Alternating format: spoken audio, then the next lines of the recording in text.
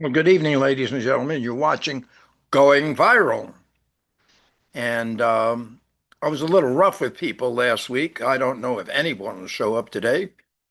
Well, relax, get something to eat, get a nice cup of coffee, sit back, and we'll wait and see who shows up. Right now, I'm going to pause the recording.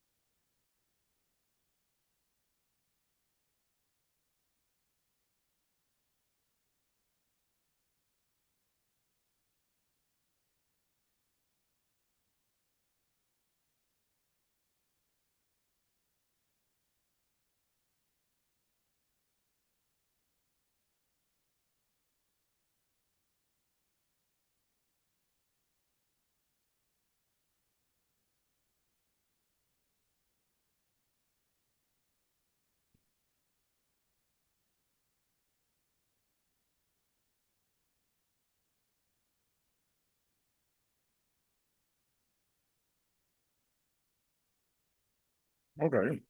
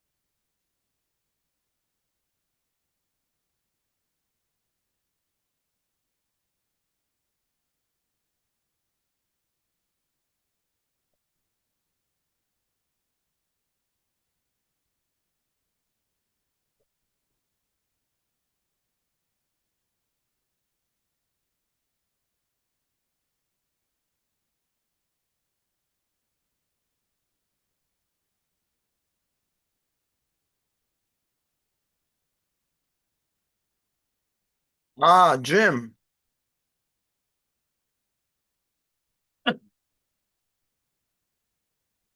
There we go. Oh, it's only you and me? Yeah, it's just you and I. But I can take that time here to discuss. I finally got around to taking a look at that interview you did with the guys who produced the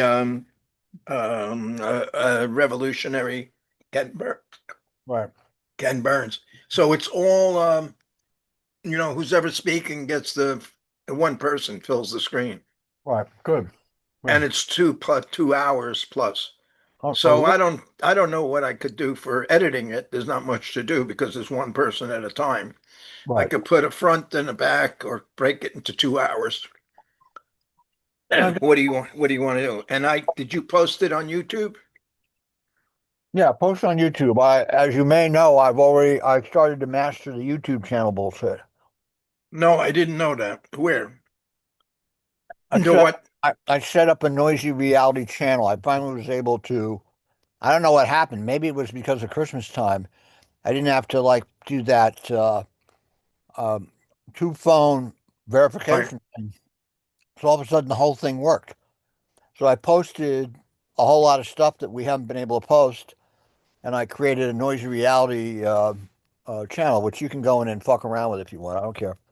But I'm well into doing it. I'm having fun doing it. I haven't figured out how to do the live streaming yet. No, That's no, no, no. It's no, I can't go in and fuck in it. It's only you. You own oh, the okay. channel. Okay. All right. Anyway, But let me go take a look at it while you're talking about it. Where let me get that. Where is that? Let's take 1 second.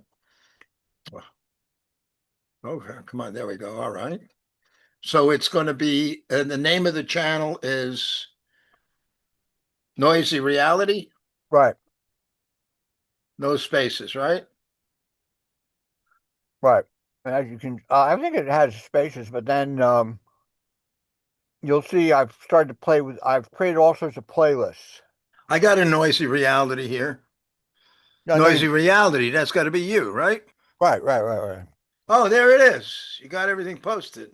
Yeah, You're posting a bunch of things that you had the videos. right.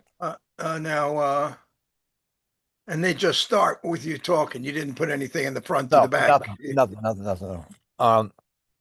I just was timing the. Now, doesn't that feel good to have your own channel and then you do what you want?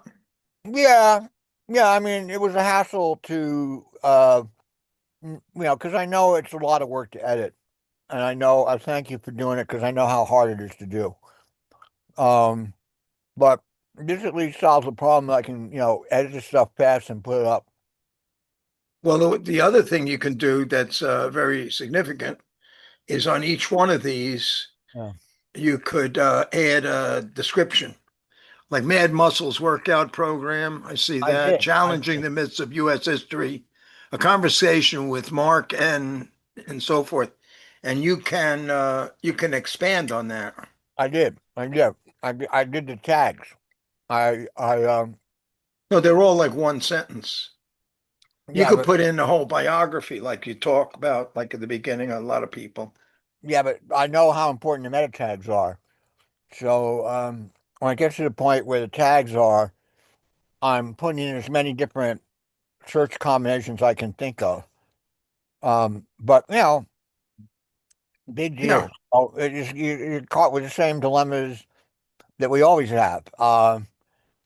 There's always a question of who comes, who doesn't come, how do you know, how is it visible, all that kind of shit. yeah. I mean, I think it looks pretty good. it's all right. You've You done you went from nothing into, oh, you put up the American Revolution. I did.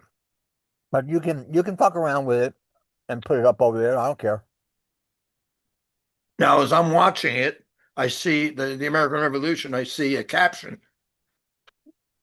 Is that coming? You didn't add a caption. That's the caption that YouTube puts up when you play it, right? I guess so. I guess so. I mean, what I've been trying to do is when I start to record it, I'm very conscious of the time and also the pacing.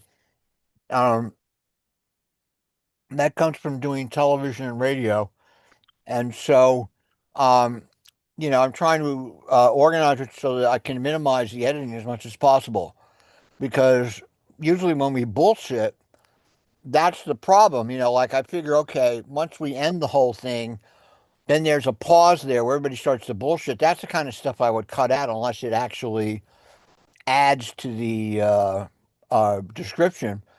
Now I have a guy coming up on the 30th who you see that movie Nuremberg in the movie theaters No, now? No, right now. Yeah, there's a no. movie about a psychiatrist who served at Nuremberg.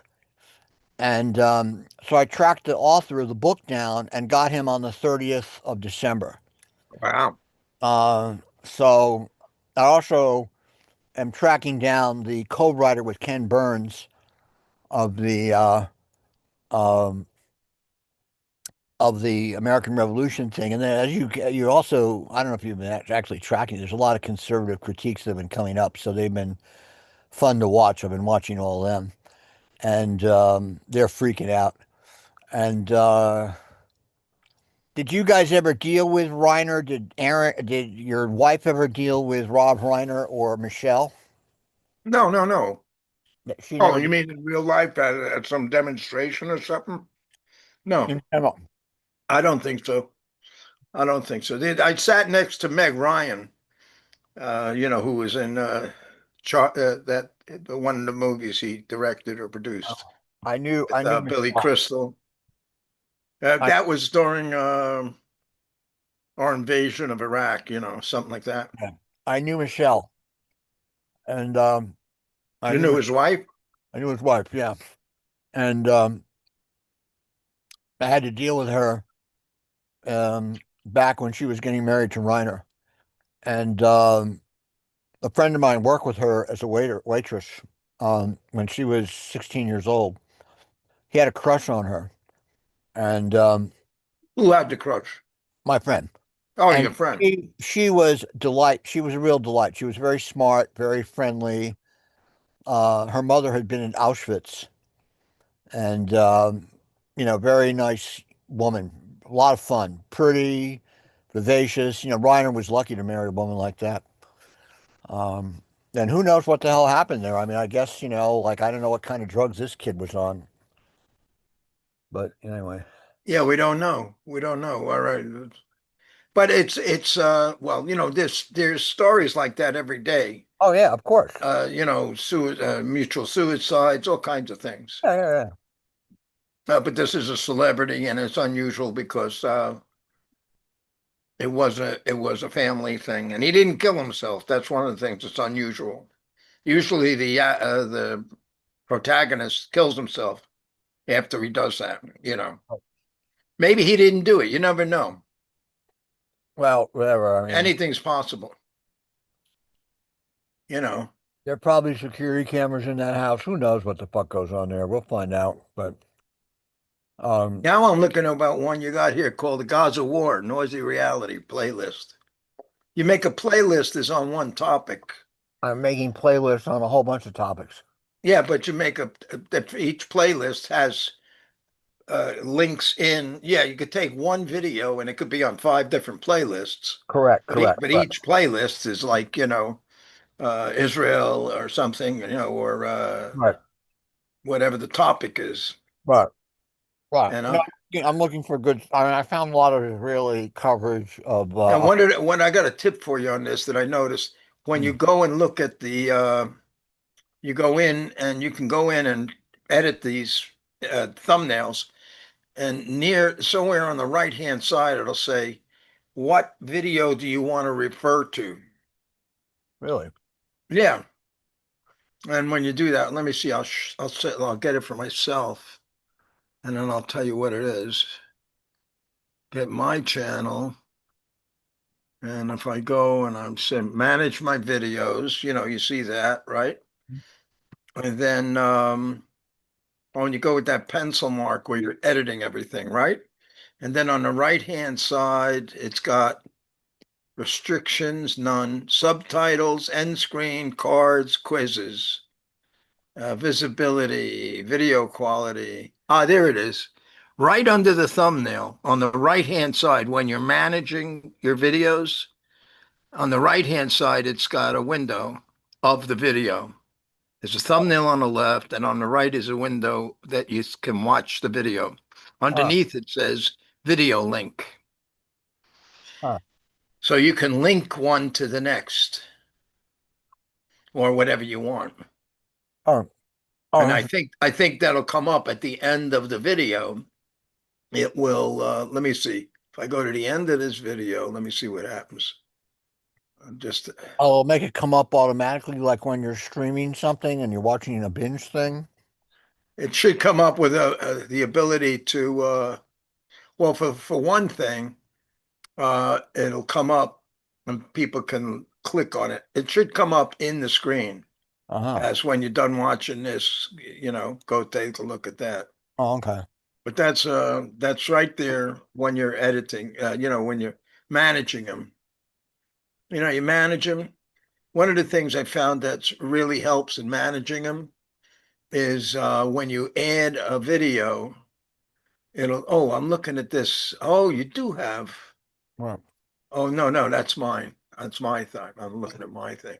I have long descriptions. But when you're adding a thumbnail, Yeah. it'll ask you if you want to use all the stuff you have from the last one.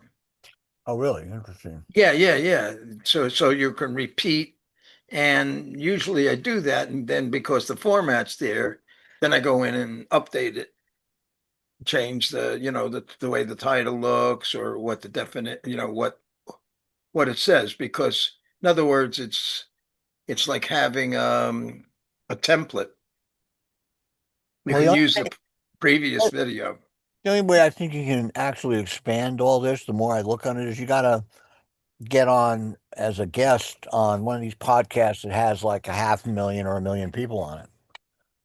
And then, Oh, to get more people. Oh, yeah, yeah. yeah, that because it looks like it's very hard unless you get unusual publicity um, to get deployed elsewhere. It's gotta be lucky. Well, I've seen some substantial ones where they don't have that many views. They have like 250 or something, and these are famous people, some of them. But to get into the higher things, millions and stuff, it's mostly celebrities. You got to interview, Tom Cruise or Right. somebody who's, and we don't even know who they are, because it's from the newer generations. Well, I could get a pretty good. We had 1,000 hits and stuff on the military ones when it was somebody famous. Yeah. Yeah. Well, I figure um, what I'll do is I'll interrelate with the more successful military ones and cross fertilize them on the playlist Yeah, because but you have a lot of, don't you have a lot of connections in yeah, media? yeah, Media. I do. I just have to sort of exploit them now. Uh, but no, Well, one of the things you can offer to them is, I used to do this with the public access. I said, just look at this as like an opportunity to dry run learning how to speak in front of a camera. well, We're going to do a video. You'll have a chance to talk. You'll the work it problem out. the problem is they show you the metrics. You can't bullshit about the metrics. What metrics? Oh, you mean what you've had in the past? What you've Hmm. been? Hmm. There's no way you can get around that. So, like for example, I'm going to do something in early January where I'm going to bring in this woman who is written about horror movies, and she had a TikTok that got 1 million views. Hmm.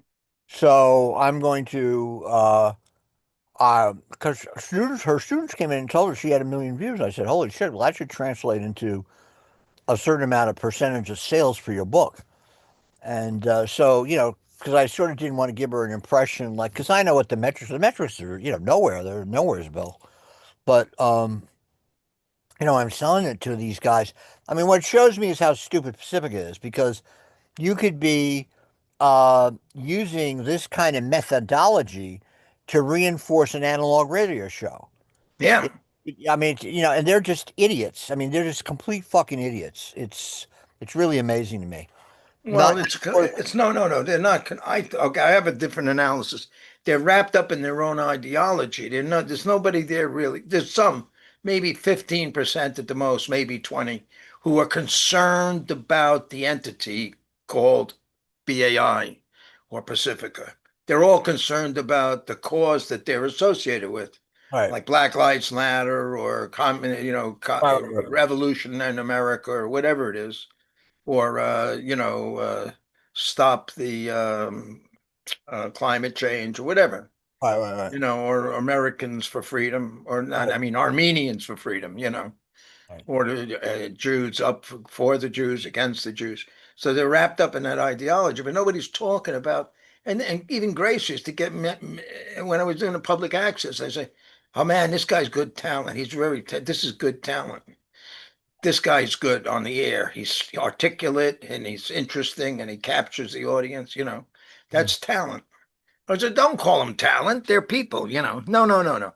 They're talent. They're a commodity that the public wants to watch. Right. On top of whoever they are and what they're talking Yeah, no, about. you have to develop, you have to practice all the time. I mean, it's a constant learning process. And Yeah. Oh, you learn that's from other people, you learn, you learn all sorts of tricks from other people. You're always learning things. So you have to it's a constant evolution. But yeah, and I've watched some of the better interviewers in my lifetime. I certainly have learned a lot from them. yeah, but But who are the stars or the big shooters that you did oh as man. guests? Did you ever hit some Oh big yeah, shots? on radio I've had some big shots. Hell yeah. I've had um I never well, actually who's the most well, I don't know. It depends on what world you're talking about. Dave McCullough, I used to have him on BAI a lot. He was the spokesperson for PBS for many years, and we got along really well. He was um he had like a lot of viewers, like about 1 million, 2 million, 3 million viewers. Um, but he was always generous with the time. He always enjoyed having a discussion with me about stuff. Um, you build up to those kind of people. I mean, you just can't be in, and then directors, see, the main thing is bringing in movie directors. I did that. I had a whole bunch of movie directors on Stone I had on. I had James Woods. I had all sorts of movie directors when I used to go in to deal with the Lincoln Center. James Wood's an actor, Yeah, isn't James he? Woods. Yeah, yeah. I would. He's right wing too. Yeah. Oh, yeah, yeah. He's a fucking cokehead. Him and Yeah. Stone. Him and Well, Stone were they a were lot of basically the actors are like, yeah, they're all yeah, cokeheads. They're all fucking cokeheads. yeah. And Stone was clear to me a big cokehead. Mhm. And so was Woods. They were buddies. They were friends. And because Woods did a film with him that was a great film, El Salvador. It was a terrific film. Yeah, yeah, he was good in that. That Yeah, was a and I good and I movie. told him because I knew Boyle. I knew the guy it was based on. I said, man, you really got that motherfucker down. Right. I'll never forget when I saw Peter Boyle coming back from Vietnam in 1972. The guy was like a speed freak, high on amphetamines, and Yeah. Woods captured that brilliantly. I said, man, you got that dude down. The guy just had been thrown out of Vietnam by the U.S. Army because he was trying to incite a mutiny in a rifle company outside of Saigon, and they just had sent his ass back to the States. And I met him, and then I'll never forget meeting him that day because here's this fucking cranked up motherfucker, super high on speed. And then later on, Woods portrays him in that movie and does a great job. Just captures him perfectly. Yeah, yeah. We had thinking back, there was a point in time where Gregory Peck made a movie about the kids who decided not to play Little League baseball until they got rid of the nuclear weapons. So Oh, really? there was like anti-nuke movement thing. I forget the name of it. But so we went to did the opening and then knew with the director, and he made another one that was very good called Gregory Peck? something. No, not Gregory. Gregory Peck made that. He was a father and a son, and all the kids said they went on strike until the Oh, parents got rid of nuclear weapons. huh. It was a cute script. But there was the guy. I think the guy who wrote the script and directed and produced it, some guy, he made a couple of good movies, and one of them was, I think it was called Miracle Mile. Oh, that's a good film. That was a good film. So we had him. I don't think we were doing interviews at the time, but he was interesting, and he made a much more interesting one about a bionic girl after an apocalyptic movies. It's after the apocalypse, and there's sex with robots or some kind of a constructed entity that wasn't a real person. And Cherry, it was called Cherry. He wanted to go to Las Vegas because they had a component that would refresh this robot that he really loved, who was getting, had lost her mind. So he wanted to get a replacement chip. They said they still had some from that model in Las Vegas. So it was a good movie. So you meet some of those guys, and but they could be the one that was big was Born on the 4th of July. I can't remember the guy's name, but he got, he was a Ron crippled. Kovic. Ron Kovic. Yeah, COVID and his buddies, and we were connected with them. And the thing is, I really appreciated what Tom Cruise did with it because it made him like a self-centered asshole in the movie, and that's the way he was. Oh yeah, totally self-centered. Yeah, I was in a meeting where, listen, Trump is giving a speech right now. Yeah, Um, talk about self-centered. Yeah, yeah, you want to listen to this shit, and then I'll come. sure. Yeah, yeah, yeah. Go ahead, share it. I'm gonna mute it and listen to it. All right, I'll get back. I mean, Can I you don't know. share it? Well, I'm watching it on TV right now, but I don't know if it would come Okay, out well. Let me see. Why don't you just watch it? We'll talk about it coming out of it. All right. okay. Go ahead. Pay Go attention watch to it. the son of a bitch. I'll share it if I can get it.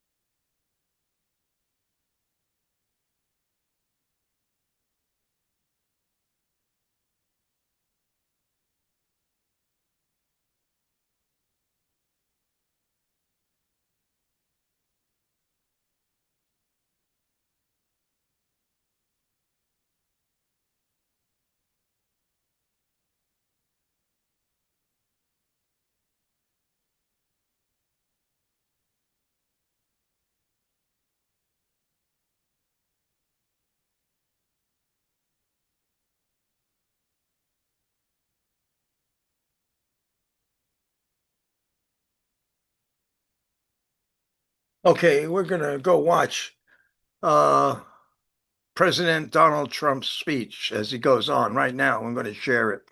Let me give it a try.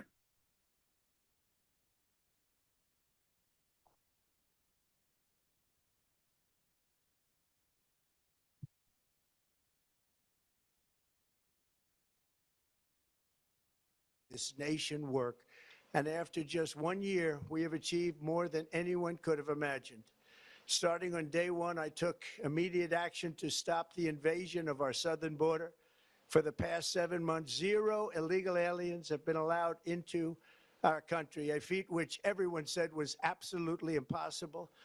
Do you remember when Joe Biden said that he needed Congress to pass legislation to help close the border? He was always blaming Congress and everyone else. As it turned out, we didn't need legislation. We just needed a new president. We inherited the worst border anywhere in the world, and we quickly turned it into the strongest border in the history of our country. In other words, in a few short months. We went from worst to best. We're deporting criminals, restoring safety to our most dangerous cities. Just take a look at Washington, D.C. It's at levels of safety that we've never seen before. And they decimated the bloodthirsty foreign drug cartels. We did that all by ourselves with our people, and we're so proud of it because they were poisoning and destroying our population. Drugs brought in by ocean and by sea are now down 94%. We have broken the grip of sinister woke radicals in our schools, and control over those schools is back now in the hands of our great and loving states where education belongs. After rebuilding the United States military in my first term, and with the addition we are adding right now, we have the most powerful military anywhere in the world, and it's not even close.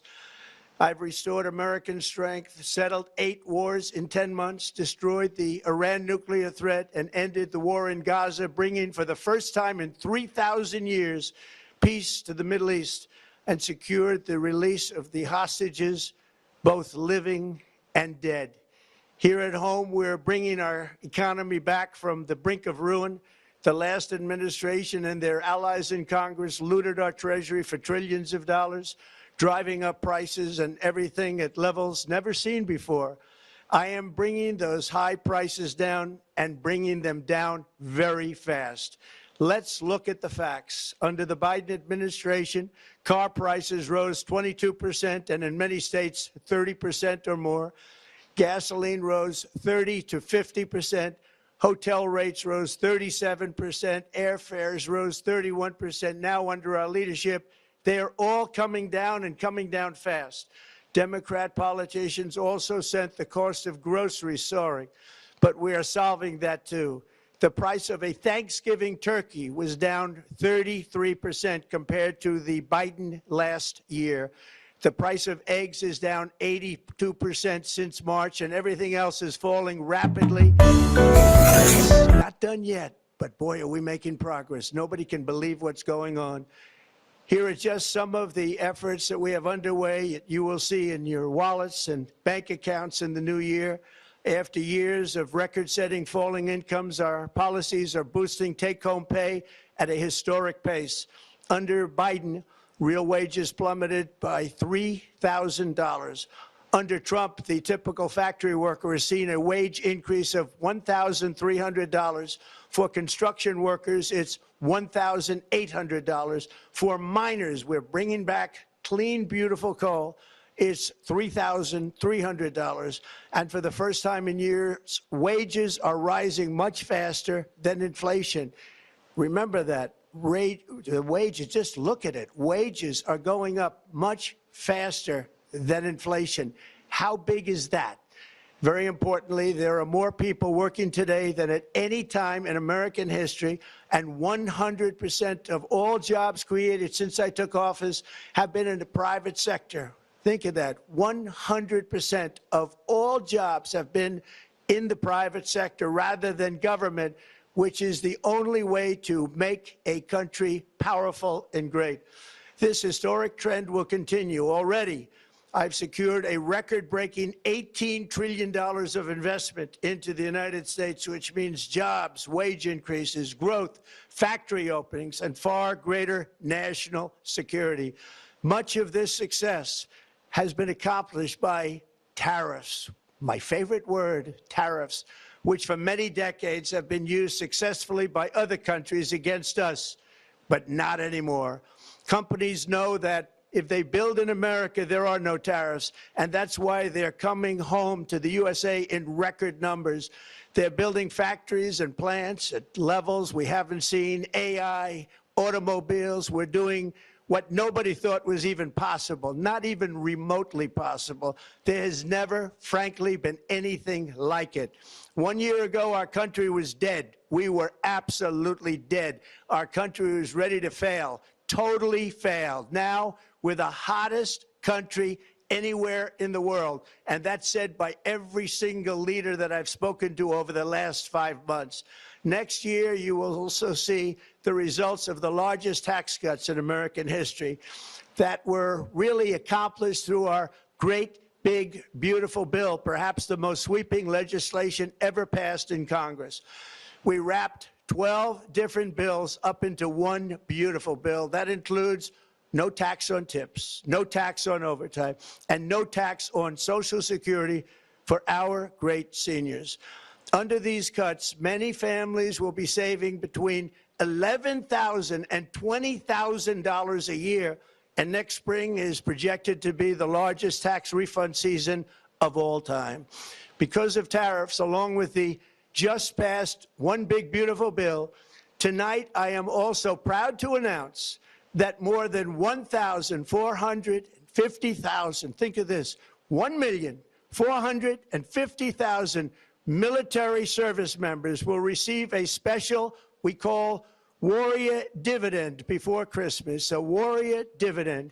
In honor of our nation's founding in 1776, we are sending every soldier $1,776. Think of that. And the checks are already on the way. Nobody understood that one until about 30 minutes ago. We made a lot more money than anybody thought because of tariffs, and the bill helped us along. Nobody deserves it more than our military, and I say congratulations to everybody. And by the way, we now have record enlistment in our military, and last year we had among the worst recruitment numbers in our military's history. What a difference a year makes. In addition, I'm doing what no politician of either party has ever done, standing up to the special interests to dramatically reduce the price of prescription drugs. I negotiated directly with the drug companies and foreign nations, which were taking advantage of our country for many decades, to slash prices on drugs and pharmaceuticals by as much as 400, 500, and even 600%. In other words, your drug costs will be plummeting downward. And I used the threat of tariffs to get foreign countries who would never have done it to pay the cost of this giant dollar reduction. They stopped ripping us off, and it began as of 4 days ago. There has never been anything like this in the history of our country. Drugs have only gone up, but now they'll be going down by numbers never conceived possible. It's called Most Favored Nation. And no president has ever had the courage or ability to get this done until now. The first of these unprecedented price reductions will be available starting in January through a new website, trumprx.gov. And these big price cuts will greatly reduce the cost of health care. I'm also taking on the gigantic health insurance companies that have gotten rich on billions of dollars of money that should go directly to the people. The money should go to the people, that's you, so they can buy their own health insurance, which will give far better benefits at much lower costs. It will be far better health insurance. The current Unaffordable Care Act was created to make insurance companies rich. It was bad health care at much too high a cost. And you see that now in the steep increase in premiums being demanded by the Democrats, and they are demanding those increases, and it's their fault. It is not the Republicans' fault. It's the Democrats' fault. It's the Unaffordable Care Act, and everybody knew it. Again, I want the money to go directly to the people so you can buy your own health care. You'll get much better health care at a much lower price. The only losers will be insurance companies that have gotten rich, and the Democrat Party, which is totally controlled by those same insurance companies. They will not be happy, but that's okay with me, because you, the people, are finally going to be getting great health care at a lower cost. Another major focus is the cost of energy. For years, the radical left Democrats exploited the green energy scam as an excuse to funnel many billions of dollars into their own massive slush funds, as their energy restrictions drastically drove up prices, and they drove them up at record levels. Electricity costs surged 30 to 100% under Biden, and the typical family lost $5,000 to $10,000 in higher energy costs. Think of that, $5,000 to $10,000 you lost. On day one, I declared a national energy emergency. Gasoline is now under $2.50 a gallon in much of the country. In some states, it, by the way, just hit $1.99 a gallon. And within the next 12 months, we will have opened 1,600 new electrical generating plants, a record, and it's a record that won't be beaten by practically, I would say, by anybody, or certainly not very soon. Prices on electricity and everything else will fall dramatically. The Democrat inflation disaster, again, the worst in the history of our country, also robbed millions of Americans of home ownership and indeed the American dream.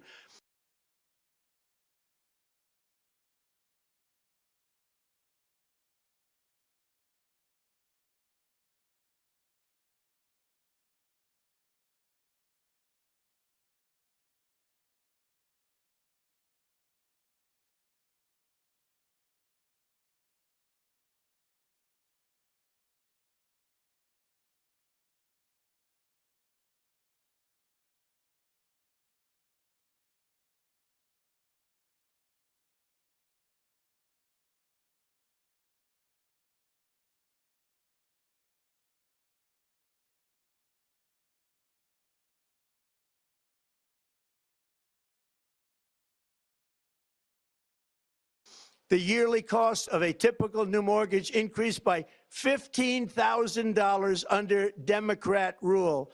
In 11 months, we've already gotten that annual cost down by $3,000, and it's coming down a lot lower. Wait till you see. The numbers are going to be shocking. And I'll soon announce our next chairman of the Federal Reserve, someone who believes in lower interest rates by a lot, and mortgage payments will be coming down even further. Early the new year, and you will see this in the new year.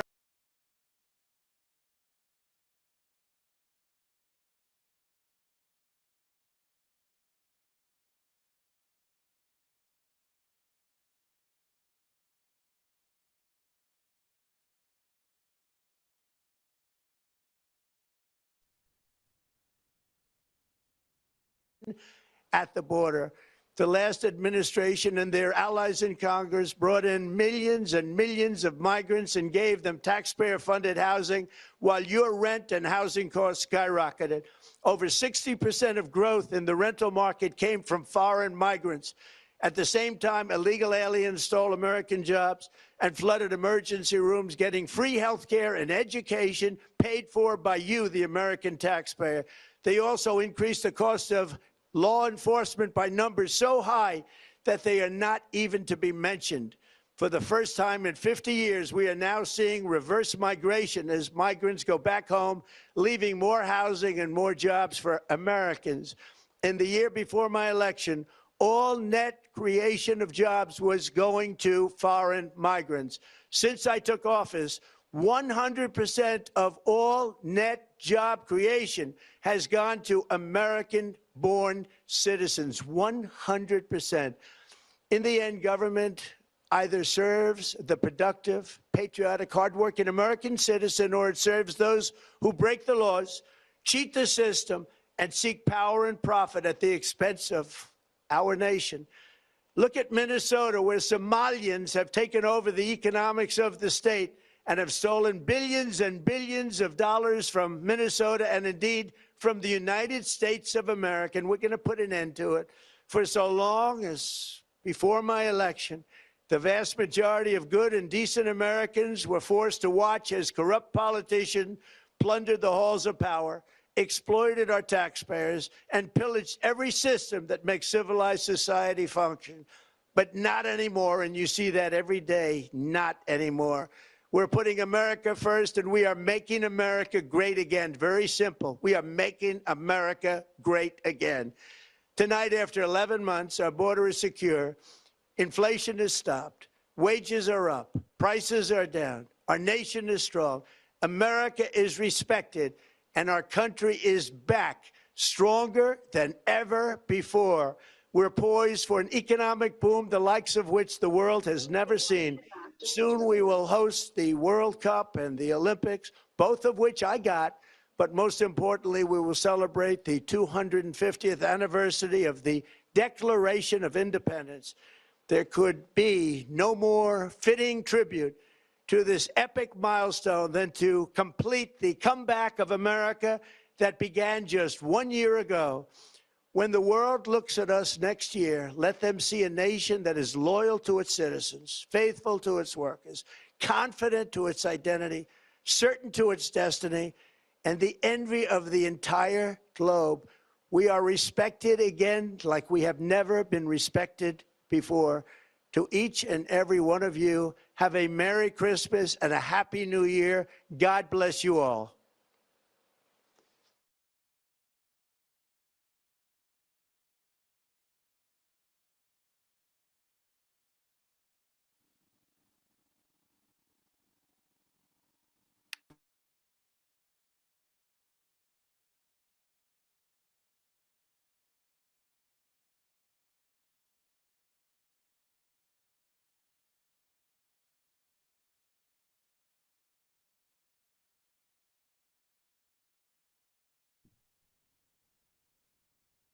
All right, Kenny, I can't hear you at all.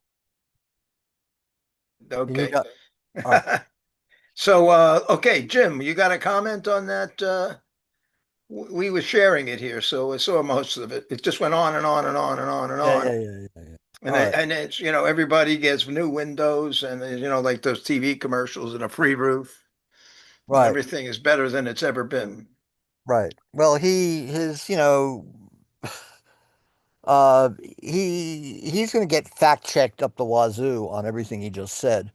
And Ah, let me just start with inflation. Inflation right now is what, 3%? It's basically flatline. It was actually coming down from a 7 to 9% rate during the pandemic when it was high, and it was coming down during the first couple of years of the Biden administration. It was going down, no, downward. not the first coming. You mean the last But couple of years? but it was the last year was coming down. It was Yeah. so it was about 3% in the last year. Now it's 3% now. So his idea that it's been, that he did this greatest thing at all about inflation is just complete nonsense. Then Mhm. another problem with the argument was, he doesn't have the power to give the armed forces that money. That's in the hands of Congress. Now, maybe he's going to pass legislation, emergency legislation, that'll add that to the paychecks to give $1,700 to each person in the armed forces. But that's not his power to do. He can't just wish that and order it. That has to go through legislation in Congress. Um, but anyway, other people may want to chime in, Carolyn or Julian. Yeah. Carolyn, you just watched this speech? No, sorry to be late. No, I did not. I just tuned in. I've been busy. I'm sorry. I'm Oh, catching up, but all right. keep going. Thank you. Well, Trump just made a speech. Basically, he's talked about how his big beautiful bill, um, is going to, is like, is he basically he's talking about how the big beautiful bill with all the tax reductions, the Olympics coming, the FIFA World Cup coming, our 250th anniversary of the revolution coming. Uh, it's a sales pitch to how great his domestic uh, program is, which we know is under hot water. 30%, 36% of Americans approve it. The rest of them disapprove it. So, he knows that he also talks about how these tax cuts are going to have that spillover effect to probably boost the GDP going into the elections in 2026, which is always what they do. They always like to play around at the grand macro level with the economy and have it improved at the time of a midterm or election process coming, which is typical of politicians. Um, Okay. Well, let's see but what. that so those let's hear what so Carol, I'm going to watch other these commentaries as we talk. Okay, Julian, what did you say on that? Did you see some of it? Yeah, I just saw just the tail end of it, so I can't really comment. I could tell you what I thought he was going to talk about. I thought he was going to talk about attacking Venezuela. I thought he was going to announce negotiations for North American free trade, basically to override CUSMA. I thought he was going to wade in on the splitting of the right, because he's definitely chosen. I mean, he's got his feet in both camps, and so I thought he was going to, try to deal with that before it turns into a disaster, because it just keeps the split on the right is growing over Israel, and it's going to hurt him. And what I find a puzzle is, on the one hand, you have the Trump, who is clearly leveraging his position for profit of his family. And on the other hand, you have a Trump who actually cares, or he's trying to create a legacy that makes him look like he's caring for the public good. I actually think, and I want to be very, very careful when I criticize conservative presidents, because you can't produce success in 6 months, but they're compelled to promise economic success in 6 months.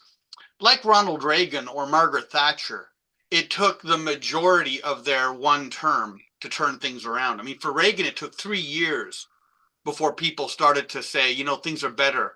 And for Margaret Thatcher, it took longer. I mean, they gave her a second chance, and then she was able to implement market-driven reforms that did improve people's lives. So I think Trump, the businessman, has some insight in economics, and so the media is piling on him for failing to produce economic benefits, and I mean that's ultimately why he was elected. Now, obviously, he has an association with billionaires, but I think the American people don't care about the Gini coefficient, the division between rich and poor in a country, as long as they have growth over time for them and their children. I mean, if you look at Sweden, which we think of it as a socialist paradise, their Gini coefficient is very similar to the US. Sweden's got a hugely, more than other European countries, a very large disproportionate billionaire class. And the Swedish economic system encourages it, because the billionaire class have the excess money to invest. So so I don't think most Americans are that critical of Trump. I think of the Gilded Age elections in the 1890s, where the socialists lost, Americans respect people and allow them to have a bit more freedom in the economy when they're billionaires, because they assume they must have had some talent to get there, even if there was a bit of luck involved. So I think that Trump is being judged too harshly on the economy, and I think probably he felt compelled to address it, because that's sort of been the background droning on criticism of his presidency so far. Okay, I have a question for you. What do you think is more relevant, polls of what the public thinks and the way that people get those polls? I think they're kind of skewed. You works on what you ask and who you ask, or statistics on like GDP or unemployment or inflation or debt. What's more significant to understand the condition to, if you were a doctor in charge of checking out the health of the nation? Is it the polls, what the public thinks, or what the statistics show? Well, I guess so. There's three audiences. There's of course the president and his set of counselors. There's me as the academic, and there's the American population at large. I think the problem with economic indicators is they're very surface level. They're second order effects. And if you look at the constant promises that sanctions will damage the Russian economy, according to the economic indicators, clearly it's failed. Because economic indicators can hide an awful lot of what's going on inside the economic engine. In political science, we call that the multifinality problem, which is when you've got a spaghetti of causes all moving in the same direction, trying to figure out which is the leading cause is really, really hard, because you can't, you can do that in a lab. You can't do that in the real world, because you can't turn off any of the strands of spaghetti. I think for the American people, they don't care about statistics. I mean, they're obviously looking at their paycheck. And I think Americans are altruistic in some sense, where, you know, if the economy is helping most Americans, some Americans will take the hit, knowing that eventually it'll be their turn. But if Americans see most of their neighbors suffering, then you know, they're going to take that rather than statistics. Now, the people that look at polls are, of course, me as the academic and the politicians.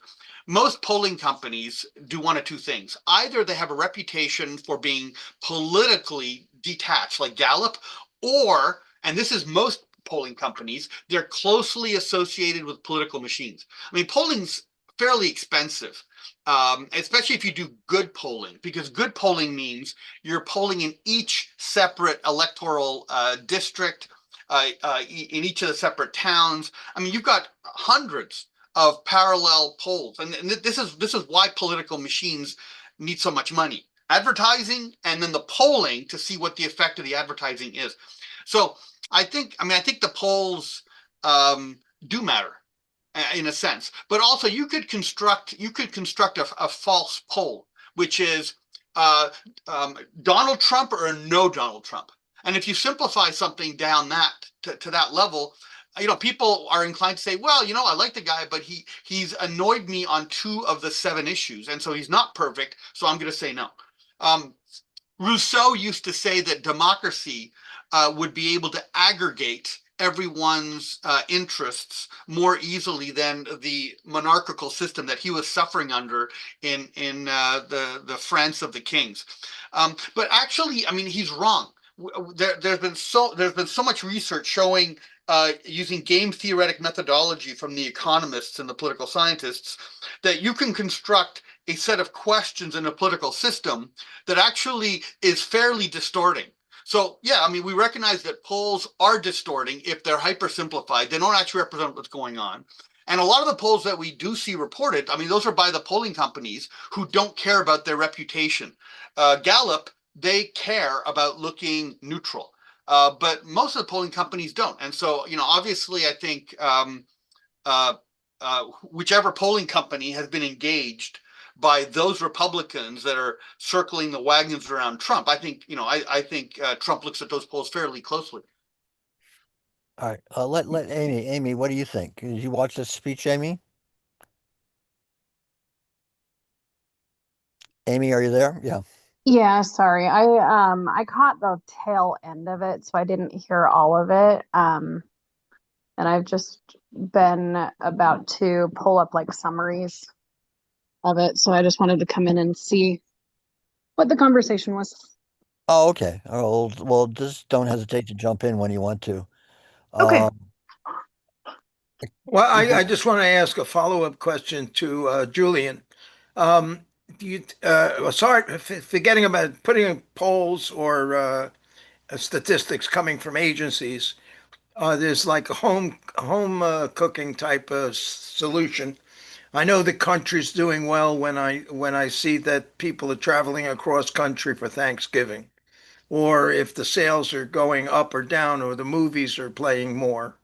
There's certain signs of like a canary in the mine that are will give you an indication of how um, accommodating how much the country feels things are at least surviving and going on, and they have hope for the future, or a statistic that shows like, well, everybody's trying to go live as an expat in Portugal. So, do you know of any things that you watch for that kind of a thing that gives you a feel generally, or a couple of things? Yeah, it's companies investing in manufacturing stock, basically buying equipment to manufacture more of whatever they're manufacturing because they're anticipating consumer demand. I mean, that's you can yeah. have consumer optimism and then it fails dramatically. And that's where bubbles come from. But when companies are investing, then presumably they've done a calculation on what the consumers are going to want, and more often than not, that's a good sign of growth. Is that like heavy equipment or structure or facilities? What Yeah, aspects? wherever that we're, you know, whatever industry is operating. Obviously, there's a trade-off. I mean, some industries operate when things are bad, but across the board, if they're investing in the systems that make other machines or make the products, then I generally take that as an indicator that the economy is going in the right direction. Obviously, if you look at a place like the USSR, they would always have that. I mean, they'd always be adding to their plants, even if the consumers didn't want it. So obviously, if you have a distorted economy, it could be a sign, not a sign that things are going well. But in the case of the US, where it's a fairly rough and tumble market system, I think it's a pretty reliable indicator. Okay, and one last question on this. Like Trump's always touting that all the foreign countries that are coming building factories here so that they can distribute from here and then not have to pay the tariff. So they've been investing, and so there's South Korea or I don't even know. I'm not up on it, but a lot of countries. Japan made commitments. So what do you think about that? Is that show? I mean, you're somebody who would know about that better than I do. I'm not sure if I do. I mean, I study international relations. In general, I think Trump's response to deindustrialization is the correct one. I think it's working. I think it'll obviously take time. These companies are establishing facilities in the US, and then they're either going to export their profits back home, or they're going to invest more in the US, or they're going to use the US as a high-end technological export hub, because you can export from the US to other countries. Now, if there's a general chill in the entire global market, then obviously the US is going to regret having raised tariffs so high. It's sort of a Smoot-Hawley Act, but in slow motion. I don't think that's going to happen, because I think there's a lot of capacity out there. One thing that surprised me is in the last year and a half, despite US tariffs continuing to rise against China, notwithstanding they were arrested when Trump and Xi Jinping got a deal, China still had its balance of trade. I believe it was over $1 trillion, meaning the profit they got from exports over imports. So China somehow has found alternate markets to the US. That means there's a lot of demand out there. I think the big growth areas are probably India and Africa. Although the US is right now, well, at least Trump's retinue is doing a lot of deals in the Middle East. I think that's where China's selling. So, yeah.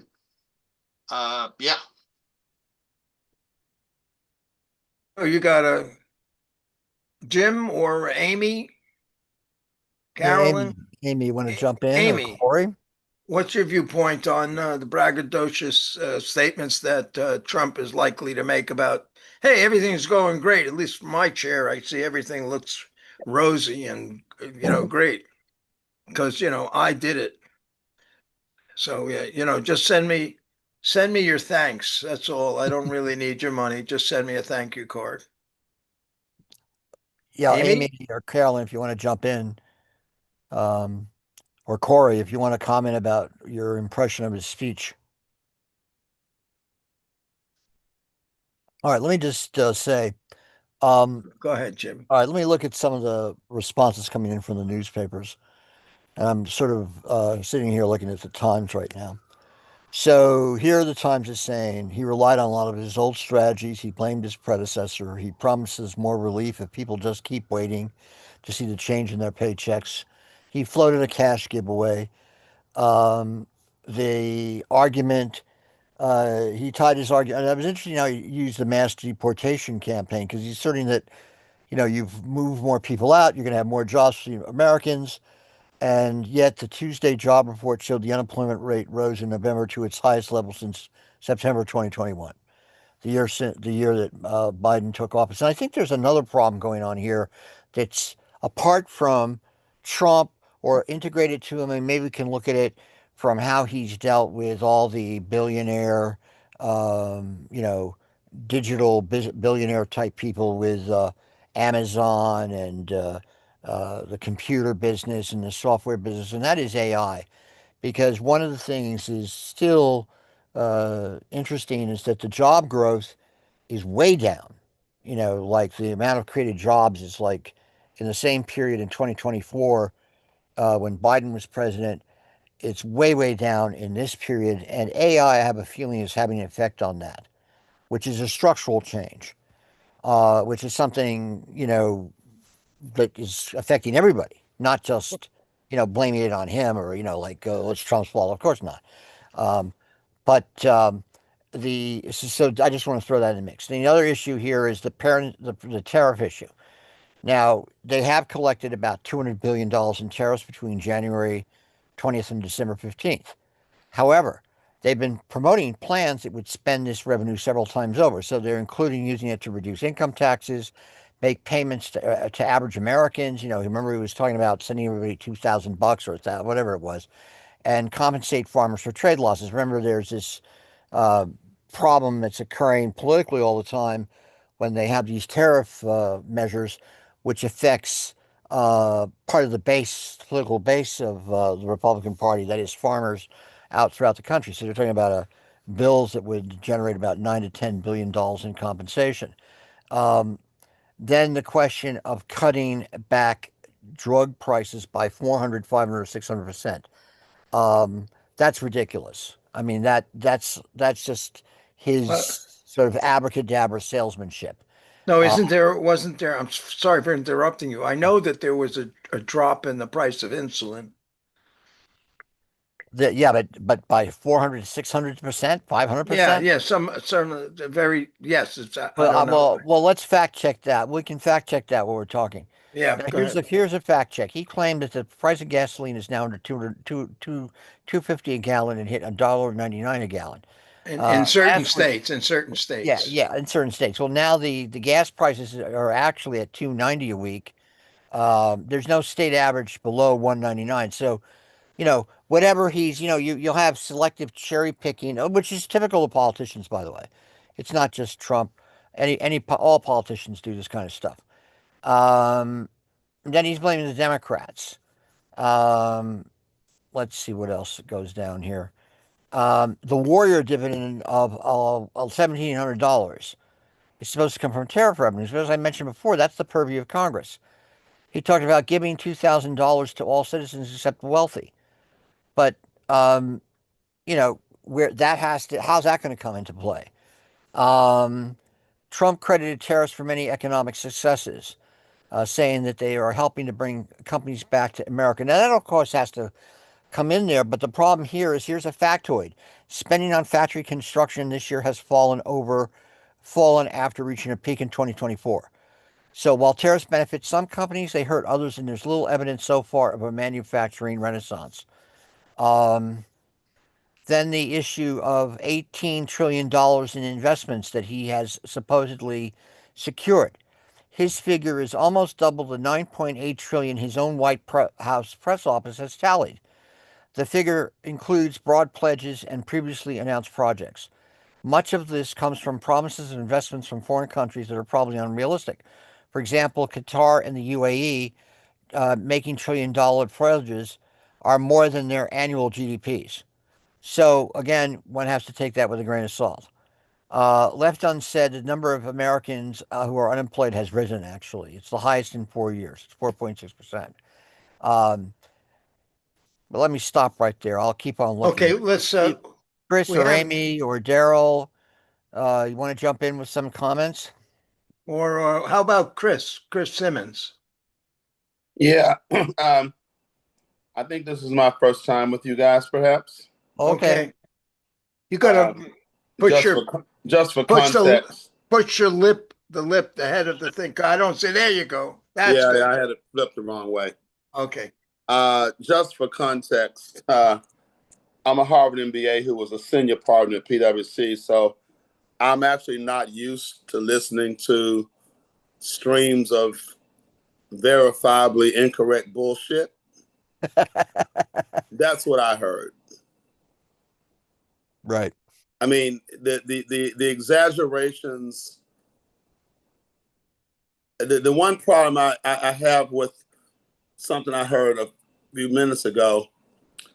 Yeah, all politicians do some of this, but nobody does it like this other than him.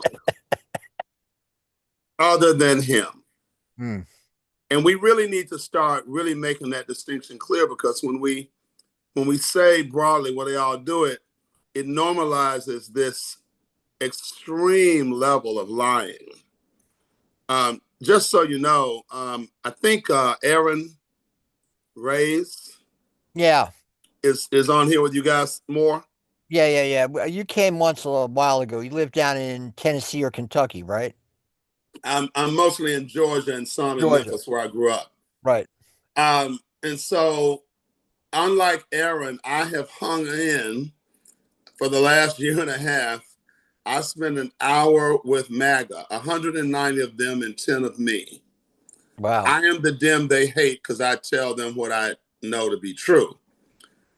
And what I know from spending a year and a half with MAGA and listening to that speech tonight, that speech wasn't for intelligent people who know how to listen to data. That speech was for them. Right. Because he knows they'll buy whatever he says. Correct. I agree 100%. Jim, I just I just fact checked you about the unemployment, and the high was in April. Oh, let me get it. Jim, where is it? Come on in. I got most of the charts I'm looking at show the unemployment was high in March of 2020, and it's down to 3.6% now. 3.6. So, yeah, so I'm not saying that it's highest ever now or anything like that. Oh, I would never say it's highest ever. It's just I'm looking at a 4.6% unemployment rate in November. But Well, that's 4%. Okay, I see where it went up to 4%. But at the highest ever was looks like March 2020. It's a big thing, it's a big dump. yeah, we've lost Chris for some reason. Chris came once before, was quite articulate. He gets involved with a whole bunch of other people in these different arguments. Yeah. Well, we'll Anyway, have to see. Maybe it come back. It just like, yeah, he was with twisted friends. the phone. That happens. People go out and come back. Yeah. So, Amy, have you looked at stuff? Do you want to jump in there with some comments about it?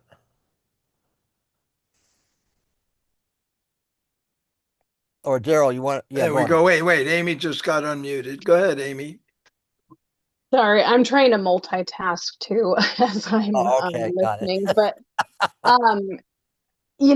from what I heard and what I've read so far, I am not a Trump fan. Um, and a lot of what he says, I don't trust pretty much anything he says. So, from what I did hear, I'm not impressed with the presidential address tonight. What I've read so far, what I'm hearing here, yeah. All right, that's fair. Now here is Bannon saying, he was covering this speech on his War Room online talk show, and he pointed out that this address was seen by primetime network TV viewers, not just the president's base. And Bannon posed the question, was this too intense for a broadcast audience? Then here's a fact check. Trump said 100% of new jobs in his second administration have gone to U.S.-born workers. Economists say that that is not true. A quirk in federal survey calculations is muddying the data on foreign versus U.S.-born workers in the labor force. Officials at the Bureau of Labor Statistics and the Census Bureau warn against using that data to draw conclusions about population counts. Doing so would be a multiple count data felony. A person who works at the Peterson Institute for International Economics, that's a big think tank in Washington that deals with this. Now, he's blaming immigrants for America's housing problems. Now, that I think is a little ridiculous. He said immigrants are filling taxpayer housing without explanation or evidence. He said 60% of the growth in the rental market came from migrants. Let's see what else he says here. He said for the first time in years, wages are rising much faster than inflation. Now, that's incorrect. Average hourly wages have been outpacing inflation in the years since the pandemic, but that gap has been narrowing. Then he criticizes the trade deal he negotiated. Among the problems President Trump says he inherited from Biden were some of the worst trade deals ever made. But one of those trade deals that he inherited was the massive United States Mexico Canadian agreement called USMCA, which was negotiated by Trump's negotiator, Robert Lighthizer, during his first term. Now, this is interesting. They basically said this script is similar to his standard rally stump speech, but he's speaking more quicker than usual. The networks gave him a limited amount of time in primetime tonight. He's more accustomed to riffing and digressing in speeches that last 75 to 90 minutes. Let's see. Now, Americans disapprove of Trump's handling of the economy by a margin of 21%, according to the PBS NPR Marist poll released today. 57% of Americans do not approve of his handling of the economy, while 36% do. The lowest the poll has ever found in both of his terms. In recent networks giving, okay, interesting. In recent years, networks have been often reluctant to turn over primetime to presidents, except in situations of crisis or breaking news. They're especially resistant to provide time for what they deem to be purely political speeches. In 2014, the big broadcasters refused to interrupt November sweeps to grant Obama broadcast time. The same thing happened in 2022 when President Joe Biden delivered a speech on threats to democracy. It became read as a measure of the power that Trump has been exercising over media companies that the major networks have all agreed to preempt their regular programming for tonight's speech, even though Trump has not announced even what he will talk about, beyond what he says is a great job he is doing since returning to the office. Okay, so those are, and inflation has remained stubborn, hasn't cooled yet. Um, and labor market is flashing warning signs. The labor market turned for the worst. The economy lost over 41,000 jobs in October and November, although most of those were federal workers. More worrisome is the unemployment rate ticked up 4.6% in November, the highest level in 4 years. That's much higher than the 4% unemployment rate when President Trump took office in January. Um, What? Wait. I'm sorry. Could you repeat those numbers? the U.S. labor When he market, took it over, he took it over. It was what? Four it was point, much, it was 4% in January. The and it's unemployment now rate, it's and what is it? 4.6, 4.6, Okay. the highest level in 4 years. And that was based on what they released yesterday in the unemployment. I mean, I can actually show you the report. I have it up here on the screen. But anyway, so we're talking about a stagnant growth rate. Yeah. Um, but anyway, any other comments from other people? No, I don't know. I never listened to these. It's like he went through. It seemed like he was reading a prompter. Right, right. Daryl, Daryl, you want to say Oh something? yeah, Daryl. Come on, Daryl. Unfortunately, I was having a moment while our president was speaking, so I wasn't able to partake of that. However, there's some interesting things that I'm finding. One, anything you think that is legal, unless the president says it's legal, isn't legal. And anything he does is legal. So you can just throw the law books out. And while people are adjusting to the current factuality, he's doing whatever he wants. And he doesn't care what you have to say because the Supreme Court said while he's enacting his duties, he's impervious to the law. The other thing that I found interesting was that the gift from the Qataris of the luxury jet. It appears now that because Boeing isn't able to deliver Air Force One on time, and it may be pushed back. Did you see the article? Uh, geez, did you see the article that I posted? Ken. Thinking of Ken Nash. Um, oh well. Anyway, it appears that they're going to rush the uh the modernization the I'm not even getting the words right. They're going to rush the remodeling of the Qatari jet to substitute for Air Force One until Boeing can get its act together and produce the new Air Force One. I thought that was really interesting in the context that it's going to be interesting to see how long it takes Boeing to do that. At the same time, uh, if if Venezuela, if the Venezuelan Navy starts escorting its oil ships both in and out of Venezuela, that would be an interesting trigger to see if what kind of weaponry is going to be used against them, and how that situation is going to be resolved. I mean, I haven't seen one figure, nor have I seen anybody ask how much all of this is costing as compared to a wise.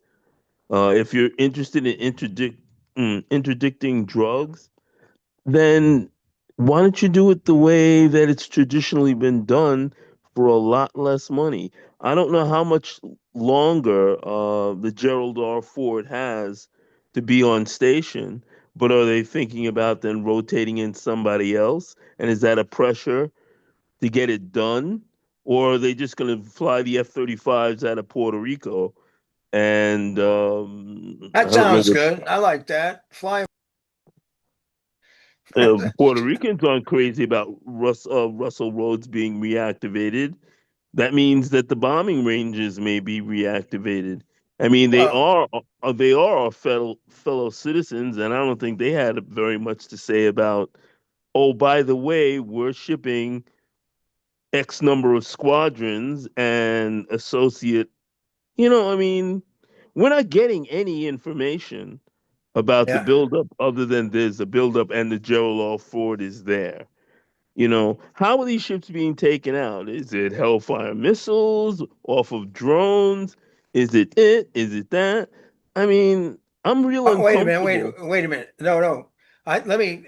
Is that something that the public would be advised about what the intentions of the military is and how the ship is armed and how many ships are this and that? I mean, that's strategic information. Yeah, I I don't mean, think you just got to trust who's in charge. well, If they say they're building a battleship for $40 billion and it's going to have such and so yeah, forth.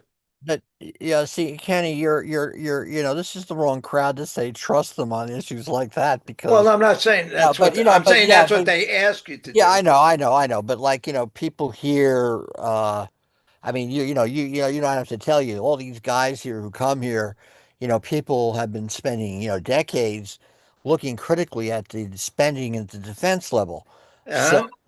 Um, so I But don't know. But what I find interesting, just to let you guys know, I was mentioning this to Kenny before we started this. I got the guy who wrote the book that movie Nuremberg's based on.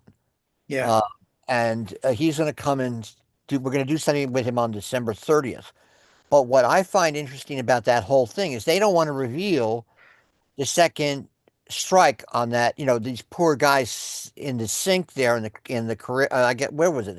In the Caribbean, and then they coming in and basically killing them, and because that is a clear war crime. When you read the Nuremberg war crime trials, when they got up to Admiral Dönitz, the commander of the U-boat effort in World War II, and then he became the commander of the Kriegsmarine eventually, and then he was Hitler's designated successor after they want to get rid of Goering. He was attacked for doing things that had to do with the killing of survivors. And there was a war crime trial based on a ship that was sunk in the Indian Ocean, where they actually went in and killed the surviving um, crew members. Um, so I don't know. This guy's not familiar with that, because his thing was doing a look at the psychiatrist. There were three psychiatrists who were dealing with the people in Nuremberg. And this guy, Douglas Kelly, was one of them. There were two others. One was Gustav Gilbert and another guy named Sonnensen. And they actually made all the Nazi leaders take Rorschach tests. But anyway, um, this whole thing of them revealing to the public a video of obviously two people clinging to wreckage and trying to survive and then killing them is not going to go over too well publicly. And then remember today, they had Jack Smith up there and they decided not to have that publicly aired. And Jack Smith probably was sitting there and being deposed, and they were arguing about Smith, what led him to get to the point where, beyond a reasonable doubt, he felt that Trump should be indicted for Mar-a-Lago and the January 6th affair, which we know that was scuppered because of the U.S. versus Trump decision in 2024, which basically said any president can do whatever the hell he wants and he's immune. So that's an interesting thing to keep in mind with what's going on. And at the end of the week, supposedly, we're supposed to get the unredacted, all the Epstein files, but watch, I'm sure they're going to play games with that. They're going to probably redact stuff. They're probably going to, who knows what kind of games they're going to play. So, um, so all that's going on. But getting back to the question of what kind of missiles we used, it looked to me like that was a Hellfire that was used No, to sink. no. Okay, but what I'm saying is on the topic isn't it normal for military issues, strategies, strength of efforts, and what your intentions are is confidential data. It's not like the American public is going to decide whether or not they use helicopters or F-35s. I mean, they can talk to their congressman maybe, and maybe there's committees in the Congress that have those rights, but it's not something that's going to be public. I wouldn't think. I wouldn't want it if I was and that's confidential. It can't be broadly tailed. Ken, that's not what I'm saying. Oh, what was it? Then I misunderstood you. I want to know You're how much you're it's saying that costing. why are they spend? Why are they? How We don't much is even. it costing? Oh, What what? is the price? And by the way, Yeah, Jack asked to have a public uh the what's the word? Jack Well, who? what if Deposition. He wanted to have a public hearing about all that in front of the House Judiciary Committee, and and they refused him. they refused to They do it. made him go underground. There's all Right. kinds of stuff going on here that most people either, well, right now, when people are having trouble finding food, it's like, it's like nobody particularly who isn't already comfortable is even paying any attention because they're trying to figure out how many food banks they can line up so that they can feed their children. I mean, even that's going under the radar again, in which Okay, but let's stay on the military thing and not go right, into how much poverty. is the operation costing to date, and is there a more Couldn't they be doing it economic more way? efficiently, a more economic way? Right. I Right. mean, no one's talking about that. I'm not talking about disclosing operational strength. Although, once again, if you're talking about F-35s opening up an air base that's been closed, that all costs money, right? Lots of money. And while you're cutting out children from food and denying people housing because you can't afford it, Right. um, there's a problem there. Yeah, those are Oh, good okay. questions, Marilyn. Okay. And Yeah, those, like I said, Boeing blew. They were supposed to have the Air Force One ready in 2027. They hit a glitch, and now it appears that if the Emir of Qatar hadn't given President Trump a gift, we wouldn't even have an Air Force One. What kind of Yeah. nonsense is this? yeah, yeah, those are There's good. Yeah. something Okay. really seriously wrong going on here. I don't know if anybody heard Larry Wilkinson talking to, gosh, I'm hoping it's Chris Hedges, but it may be somebody else. and he was really disturbing as to force readiness, especially if there's a challenge with China. And I'm trying to get some kind of mm, get some kind of get some kind of information about what he's talking about for force readiness. That $1 trillion. I changed my mind about the money. Um, however, however, Trump has changed the mission. Our mission was to keep the sea lanes open for free and fair trade. It appears now that that's off the table, and what you do is you take choke points and you use them to your benefit, i.e., Turkey and Yemen. Well, one thing I want to do, Daryl, is I want to take that new national security strategy and do a separate thing and go through it carefully. And also, there are some very good articles in the New York Times about the whole defense policy issues, like questions of, again, Julian, I don't know if you've seen them, but I'm sure the curious Tom, we're talking about these issues of defense policy. And what is your sort of assessment of what's going on with the defense policy right now? The people they got running in the Defense Department are suspect. I don't trust them to make good decisions. Mm, okay. You Well, what do know, you and on what are that? they going to do about China? Christ, I don't know. I don't think they know. They're going to go down and shoot a bunch of Venezuelans, and oh, that really affects China, doesn't it? I don't know. Well, what gets me is that look, I'm not a fan of Maduro's. I'll be blunt about that. But on the other hand, that doesn't matter. It doesn't matter what I think. It's matter what the people of Venezuela think.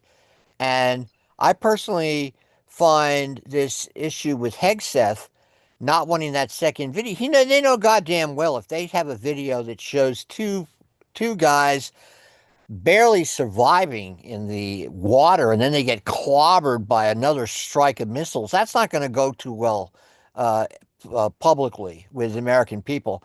Because again, it is, out and out war crime. We executed U-boat commanders in World War II for doing shit like that.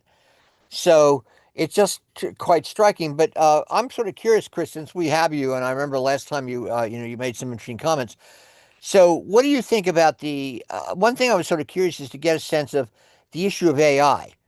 Because I'm concerned that that issue is not really being fully thought through in all these kind of political economic policies we're thinking of, because you know it's going to drastically change the workforce, and it's going to make redundant a lot of white collar jobs, let alone blue collar jobs. And I'm wondering, from your background as an MBA, what do you think about these kind of economic policies coming out of the White House? Well, I do have something relevant to say, but it's not because I'm an MBA, because there's tons of them that ain't worth a plum nickel. But as a side, um, I think that, first of all, you got an interesting confluence of two factors on the Republican side.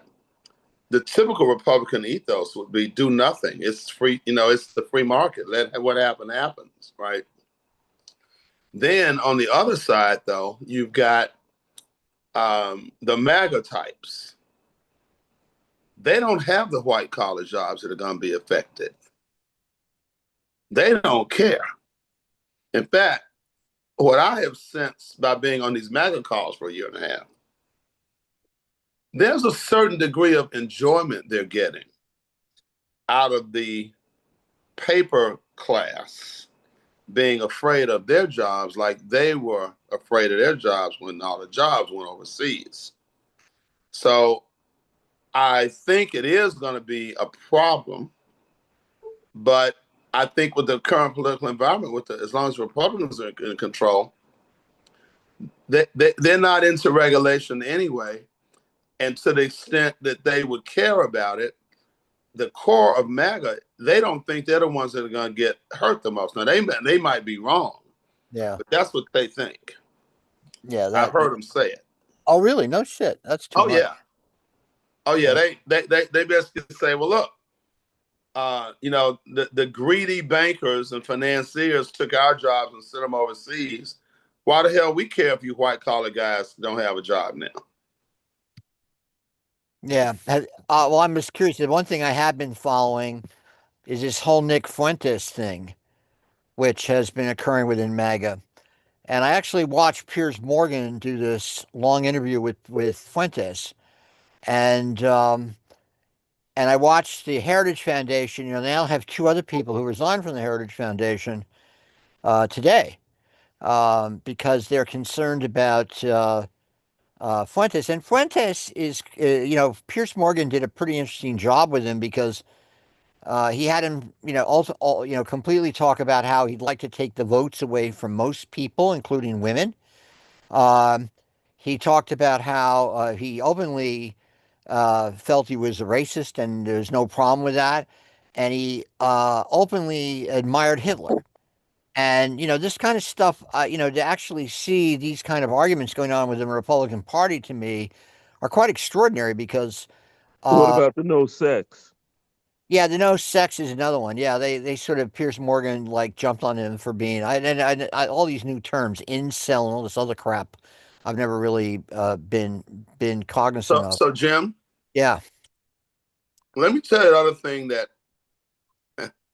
you would only really understand, as I keep saying, I've been living with the MAGA folk actually 2 hours a day, sometimes three, Oh my God. because Halperin and Sean Spicer have their big call in the morning for an hour. And then for the last year or so, a group of about 25 of them have an after call, which is usually about 22 of them and three of our types. And then there's a nighttime call for an hour, a small group. And I've been participating in all of them. And my problem is I enjoy insulting them too much. And I insult them a lot. And it's easy to find things to insult. I mean, we had a woman on there a week or so ago who basically said that the Somalian people are savages. It's in their DNA. They can't help it. And the host has referred to her as a celebrity. Now, the point I'm making is this. Like when Charlie Kirk got killed, I gave them their 2 days of mourning, and then I recited 10 of his racist comments and his Islamic. I can't call it Islamophobia because that's fear. It's Islam hatred. And I read these 10 comments off, and I kept getting told, oh, that's out of context. And I'm like, no, it's not. I watched the whole show. And the thing about Kirk was most people who know anything about him, they get led to what he did on campuses. That's not the real Charlie Kirk. If you went and watched the shows, that's when he put on his full KKK garb. And when I point these things out to them, it's a shrug. It's out of context. Oh, don't blame somebody just for a few things they said. They are fully with it. I'm Yeah. telling you guys, they are fully with it. And now you'll understand why Trump said what he said a long time ago, which said I could shoot somebody on Fifth or Park, whichever one it was. Fifth Avenue, yeah. Yeah, and nobody would care because what he knows is that he is an instrument of their vitriol. And I keep asking them, when they say to me, well, you Democrats didn't give us a choice because you ran Kamala. And that's a whole nother situation we could discuss because I thought Kamala was sucked big time as a candidate. If I were the cigar smoking guy in the back room, she never would have been the candidate. But what I say to the Trump voters is, no, you had a choice before we got to Kamala. You chose Trump over all the decent Republicans like Nikki Haley. So what is it that he does for you that they don't? It's the vitriol and the hatred. That's what they want. Oh yeah. Look. Trump's like Archie Bunker on steroids, man. I Yeah. mean, I mean, like it was so funny because I knew Michelle Reiner. I actually knew her. I had a friend of mine who had a crush on her before she got married to Reiner. And she was an absolute sweetheart, unbelievable sweetheart. Her mother had been in Auschwitz. And we're talking about, my friend of mine met her when she was 16 years old. We're talking about stone cold foxeroonie and just really beautiful, smart woman. And I don't know what happened. I gather, the issue of the son with his drug addictions, that as a whole, all of us I've been around people who've had problems with drugs all my adult life. So I know how that can capture people and send them into, oblivion. And clearly that's what happened with this guy. But, um, you know, the, she just was an amazing, amazing person. And what really got me was his comments he made, which was just, I mean, what the fuck is wrong with this guy? uh, blaming the killing on them being obsessed with him. It just amazes me to see these kind of comments. This guy's got to go, man. We just got to we got to really get rid of this bastard. We got to really, and in terms of the midterms, yes, I'm excited by the midterms. I'm excited. I'm glad that the Democratic Party is embracing a lot of differences, but I don't trust Trump. He could pull some serious stunt. He has the power to implement a dictatorship if he wants. And I'm fearful of that. And, hear these people actually talk about Somalians as savages. I mean, where the fuck are these people coming from? What kind of planet? I mean, it blows my mind to listen to that kind of stupid shit. Well, they were I, always there. He's just unearthed them.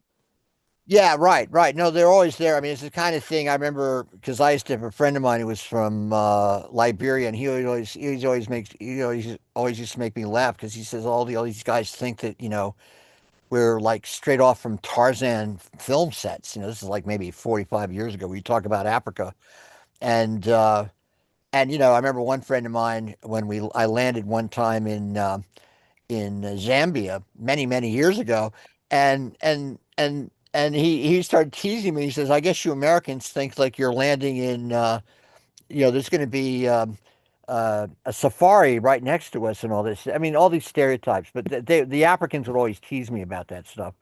Um, but it's just amazing. It just shows you how important it is to get Americans out of their little silos and into understanding how rich and beautiful the rest of the world is and do that without hitting their fucking guts, which is difficult to do. Because I would insult them too. I mean, I would definitely engage in doing that. I've been having fun trolling them on Fox. I have a lot of fun trolling them on Fox, and I learn from them like you do. I learn from fighting with them because they reveal some of their because you see like 10 dumbass stupid racist comments in a row, and you just take one and you just say, okay, like you just take one and attack it one after the next. And they actually then they'll come back with their stupid comments. But sometimes you get into a dialogue with them because I'm actually trying to talk to them. And now they're visiting my Facebook page, which is amusing as all hell. But it's a tough road. But Ted, and Julian and others, don't let me and Chris because you got two big mouths here.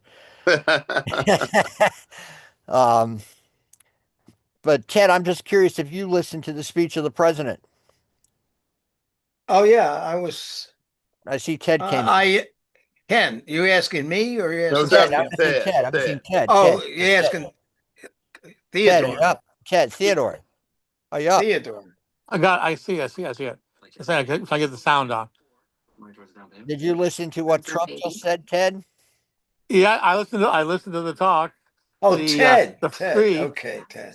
Ted Cook here.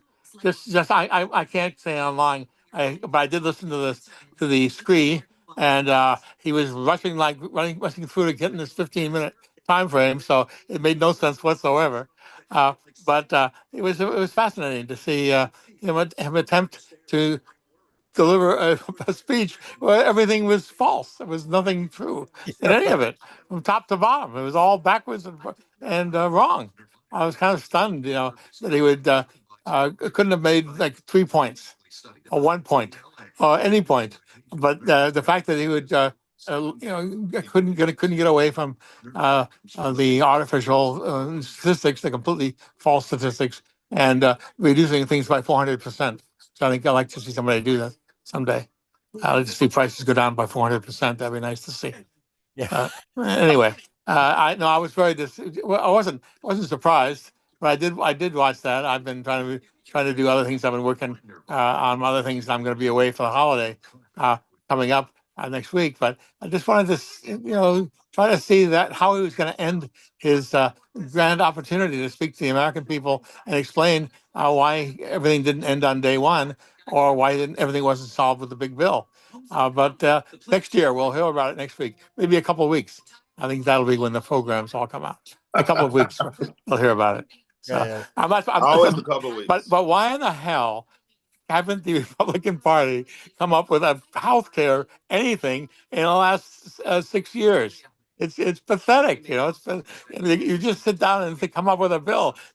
This group online tonight, you come up with a health care bill that wouldn't probably pay for itself, but it would at least address some of the issues, and it would be talking points. We don't even get talking points.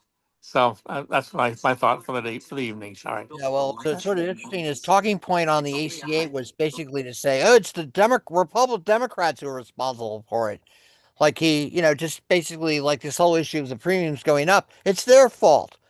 And Trump is like always amazing to me as a salesman, because it's sort of like you state a fact, and because you state that quote comment, it's true. And he's always like that. He's always been like that. Um, it's always crazy to watch him in No, it's action. true. He's always been that way, but it's an extraordinary feature. The inability to see through your own. I guess this is true of many. Most despots don't let anybody sit around them long enough to contradict them. I still remember watching reports on the dictator in Paraguay when he just a general contradicted him at one of the meetings. They had all the generals in the room, and you could just see he pulled his hand back from shaking the general's hand. You could just see himself. Well, now next is a firing squad. Now, you don't criticize the dictator, and so to surround yourself with people who are unable to convince you to look at the mirror once in a while and see how other people might see you. And it reminds me of Hitler practicing his gestures in the mirror. We have the movies of him practicing his gestures, and it's almost as if Trump has created this image for himself. But I used to think he was self-aware. I'm not sure at all he is any longer. I'm not sure he knows what he's doing up there. Well, I agree. Anyway, my thoughts. Well, you know what it reminds me of? It reminds me of the scene in Downfall when they have the whole situation with Wenk trying to relieve people. But anyway, interesting stuff. Yeah, thank you. Engaged in a criminal scheme to overturn the results of the 2020 presidential election and to prevent the lawful. Oh, you have O'Donnell on, huh? Who's got that radio on in the Chris background? has the TV on, right? I think it was Ted, because I just muted him. Oh, Ted had O'Donnell on. Well, the other thing that's interesting is what do people think about this article in Vanity Fair with Whipple, with Chris Whipple? That was sort of pretty amusing to listen to that for the past 3 days, because I can't believe the chief of staff said all that stuff to that Vanity Fair reporter. That was sort of amazing. So I have some potential insight into that. What do you think? Well, it's not what I think. It's what Mark Halperin, who is in those circles, said on his show this morning. And his take on it, he said that the reason that Susie Wiles would sit down with Whipple is that it has nothing to do with Vanity Fair. It has to do with the fact that she respects Whipple. Evidently, Whipple's in those circles very respected. And he thinks that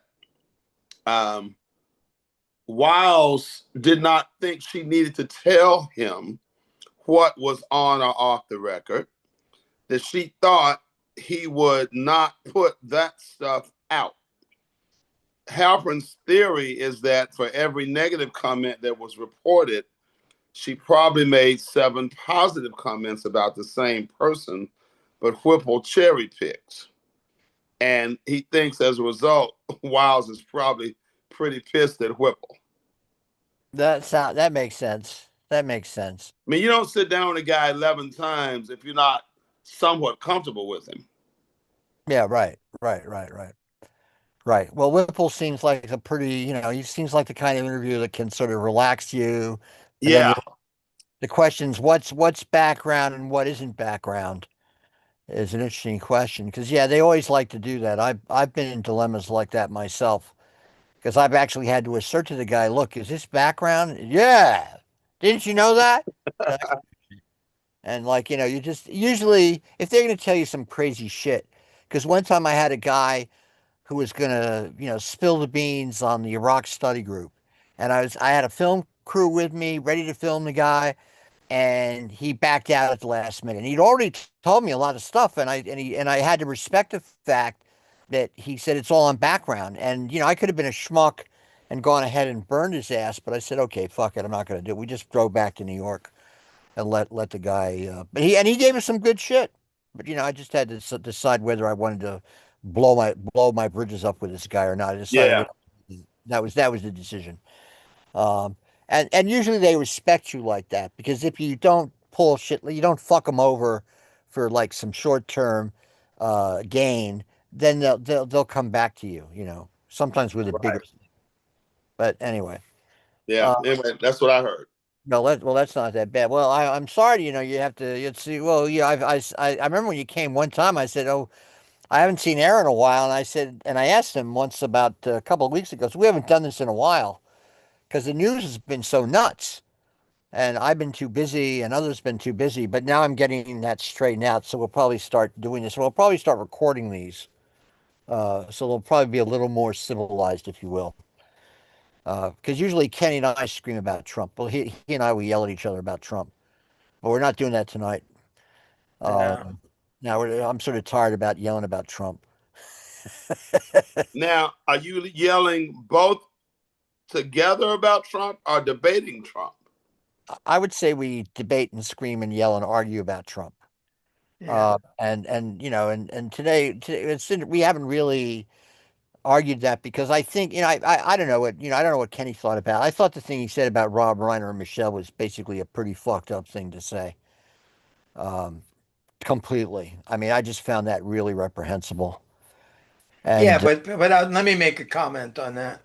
I mean, it's very clear cut to me when somebody is talking about etiquette. It's a violation of my personal standards of what's polite and what's impolite. It's politically incorrect to speak derogatorily about the recently deceased, unless it's Cheney. When Cheney died, everybody goes, hooray, hooray, hooray, he's dead. But generally speaking, you don't make any kind of aggressive or discrediting comments about somebody who died, especially somebody who's definitely appreciated by the public as a teddy bear and a lover or a father figure with all of the wonderful movies he made. Harry Meets Sally and It's a Few Good Men and Stand By Me, an incredible heritage of good, pleasant movies you can watch. So Well, and Ken. playing Meathead. So when you come up and so yes, so Trump's crude, or you talk about the two guys that they bombed in the ocean. People are getting killed every day in mass suicides and dying from diseases or drugs or car accidents. And in the military, we had a melee. You have in war, you have rapes and murders because you may have some guys in the military who are deranged that like to want to have an opportunity to carry a gun and be able to kill people. And so somebody drops some bombs on two guys, or this other guy who incorrectly got sent to some other country because they said he had MS-13 on his fingers and he didn't, and so forth. you mean And I said, yes, Brido? it's an injustice. So what? It's like taking about Kardashian. Kardashian's wearing a new dress. Let's talk about it. It's all this Well, social gossip all right, crap. Kenny. When and let me finish. All There right. are actual things going on. Like Trump wants to set a, boycott on, block the traffic of oil coming out of Venezuela, or he might drop a bomb, or he dropped a bomb in Iran. Some certain things are very significant. Or he's, oh, China's doing all kinds of things that are crazy. I watched a whole video about what they're doing with the Uyghurs and who's making the money off the Uyghurs' slave labor, which is all of the big, uh, you know, uh, Facebook and Google and everybody and Apple. They're all making fortune because of the slave labor they have in China. That they took the Uyghurs, put them in institutions, and then they send them to work in Shanghai and Beijing. So there's all kinds of issues around the world and epidemics and what happened with COVID and all kinds of things to discuss rather than who called who a name and who backed up and who wiped his nose on his sleeve. Little insignificant issues, or one or two people got killed unjustly, or one guy had to pay too much. It's like it's just gossip, gossip, gossip, and it's the same thing with the Epstein thing. The Epstein thing is that people are going like, we're going to be able to smear this guy. I saw a photograph that they put up where it's Trump in the middle, and he's got about six women, and they blacked out their faces. Okay, so he's standing there with six girls. And then I saw the photo without the blackout, and all of those women were in their 50s. So it's all, it's like Hedda Hopper, it's gossip, gossip, and so slept with so and so's having a baby, but they're not married. I remember when we grew up, that was, not proper. Somebody gets pregnant, you get married. Now it's like, these two celebrities shared a birth with a child and stuff, and he's got another one. And it's on both sides, serial monogamy and everything. So, but I'm just saying, it's like that's the shocking thing to me. So, whatever Trump says or spits or does that you consider you wouldn't want him to marry your daughter, or you don't want it, you don't approve of his social behavior, that's fine. But what matters is people getting killed, big, the economy being destroyed, or possibly a change in the procedures of the Congress. And, it's a big question about whether or not he's usurping the rights of the Congress to decide where the money gets spent.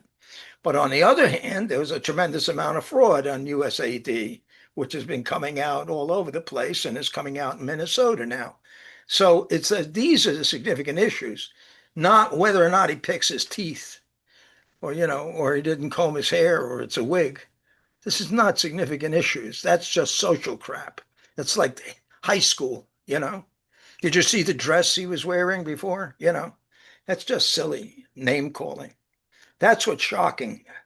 Not the somebody criticizing and saying, this is a new crime he's committing of using the pulpit of the American presidency to market his riffraff, his trivial wristwatches and sneakers. Hey, And you say, Ken. and there you go. Yeah, all right. And you want to attack the character of the man or the character of any of the other people in the cabinet. The thing to attack is not that. The thing to attack is the mistakes and abuses and tragedies, not the character. He didn't read the right books when he grew up. You know, All right, that's all. That's what it's. I think it's juvenile. all right, like Chris probably wants to respond to this. Go on, Chris. Yeah. Yeah, I was going to say, I mean, there's plenty of great substance to have issue with Trump. Yeah, that's good. Starting with his incessant, inveterate lying, as demonstrated again tonight. He has created a level of racial tension that you guys have no idea of. Black people fucking hate him. It's not that we vote against him. We hate him. You can't speak for, you could speak I for can speak for yourself. 85%. Okay, what, 85%? 85% voted against him. Oh, but that doesn't mean they hate him. Oh, no, but we do. Trust me. I'm in black churches, You're not. Yeah, We hate maybe it. the black churches hate him, but you can't speak for all black people. I can speak for the vast majority of them. And I would say that my opinion as to whether I can or not is much more valid than Oh, yours. you have your opinion. Yes, absolutely. But mine, would you admit that my opinion is probably better sourced than yours? Maybe, yeah. No, not maybe, Ken. Come on. Come on. So black people hate Trump. Correct. Okay. Despise him. The white people love Trump? No. No. The MAGA love him because they're stupid. Okay. So The, what the, about the your races? non-MAGA, the non-MAGA that vote for him like him because they Is like it his racist? policies. Is it racist for you to say MAGA people are stupid? No, MAGA because people? well, I will say that Their MAGA people are DNA is they have subordinate DNA. They're MAGA stupid. people are disproportionately not college graduates. Yeah. That says something. Does it? I think it does. What about blacks? Are blacks less than majority college graduates? Yes, they are. Okay, so are they stupid? A lot of them are not nuanced in their thinking either. I So didn't why say don't they you were. say that about the MAGA I people? They're didn't say not they were nuanced. smart. I just said they hated Trump. Yeah. So I'm not, so you don't disagree. If MAGA people who didn't go to college are stupid, then black people who didn't go to college are stupid. Well, I think the MAGAs that didn't are actually stupider, but that's a more complicated conversation. Well, okay. I know that this black guy has a Mensa plaque, and the MAGA folk I talk to don't. Okay. Yeah. I know that much. My point was going to be, though, as a group, we despise Trump. If the Republicans had elected a normal human being, a Nikki Haley, Yeah. a John Kasich, a Marco Yeah. Rubio, Yeah. we'd be fine. Yeah. But Trump engages along with Charlie Kirk, Stephen Miller. You got Laura Loomer running around the White House. There's a lot of race baiting going on with those white Christian nationalist crowds. What is the things that they've done besides what they've said that is race baiting or racially discriminatory? What did they do that was racially discriminatory? How about calling Kamala Harris a Not the DEI calling, hire? not the name, not naming, not rhetoric, actions. You think rhetoric doesn't matter? I don't think it's as important as actions. No.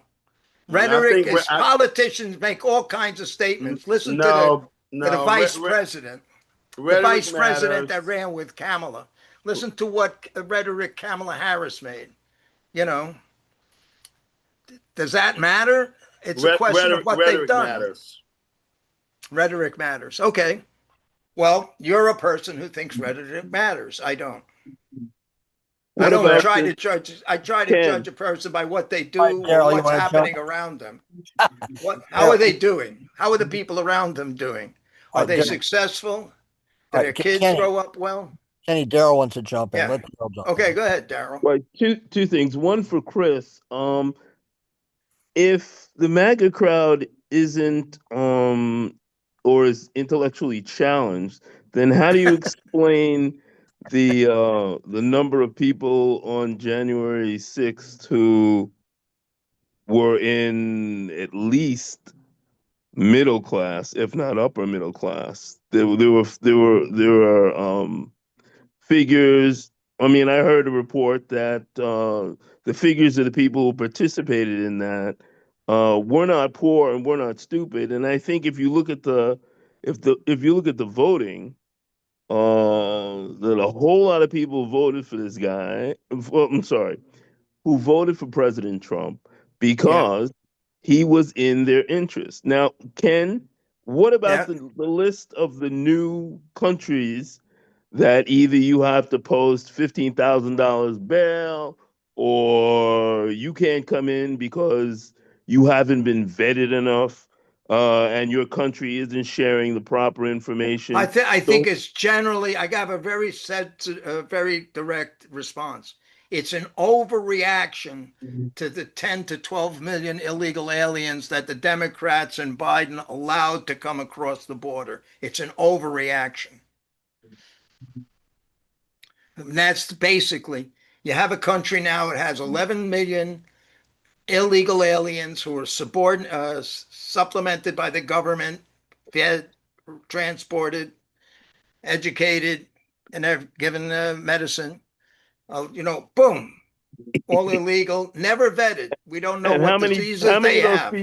how many of those people came from Niger, Malawi, Most of them Burkina came from Faso? most of them, I think, came from Central America, the majority. But they also came from Egypt So and how come they're not China on the list? and Russia. How They come they're came, not on the list? huh? None of those people are on the list. Well, I'm not concerned. You're concerned about that. I'm saying it's an overreaction No, you to the asked for country be, actions. You yeah, asked for actions. I'm yes, telling you that this man, yes. because he doesn't respect the law, because he's above the law, and the Supreme Court has held that he's above the law, whatever comes into his mind, Yeah. he will act on. And most of the stuff that comes into his mind is pretty venomous as far as I'm concerned. And so when I see him, uh, you want another action? Uh, the firing of the mass firing of government employees.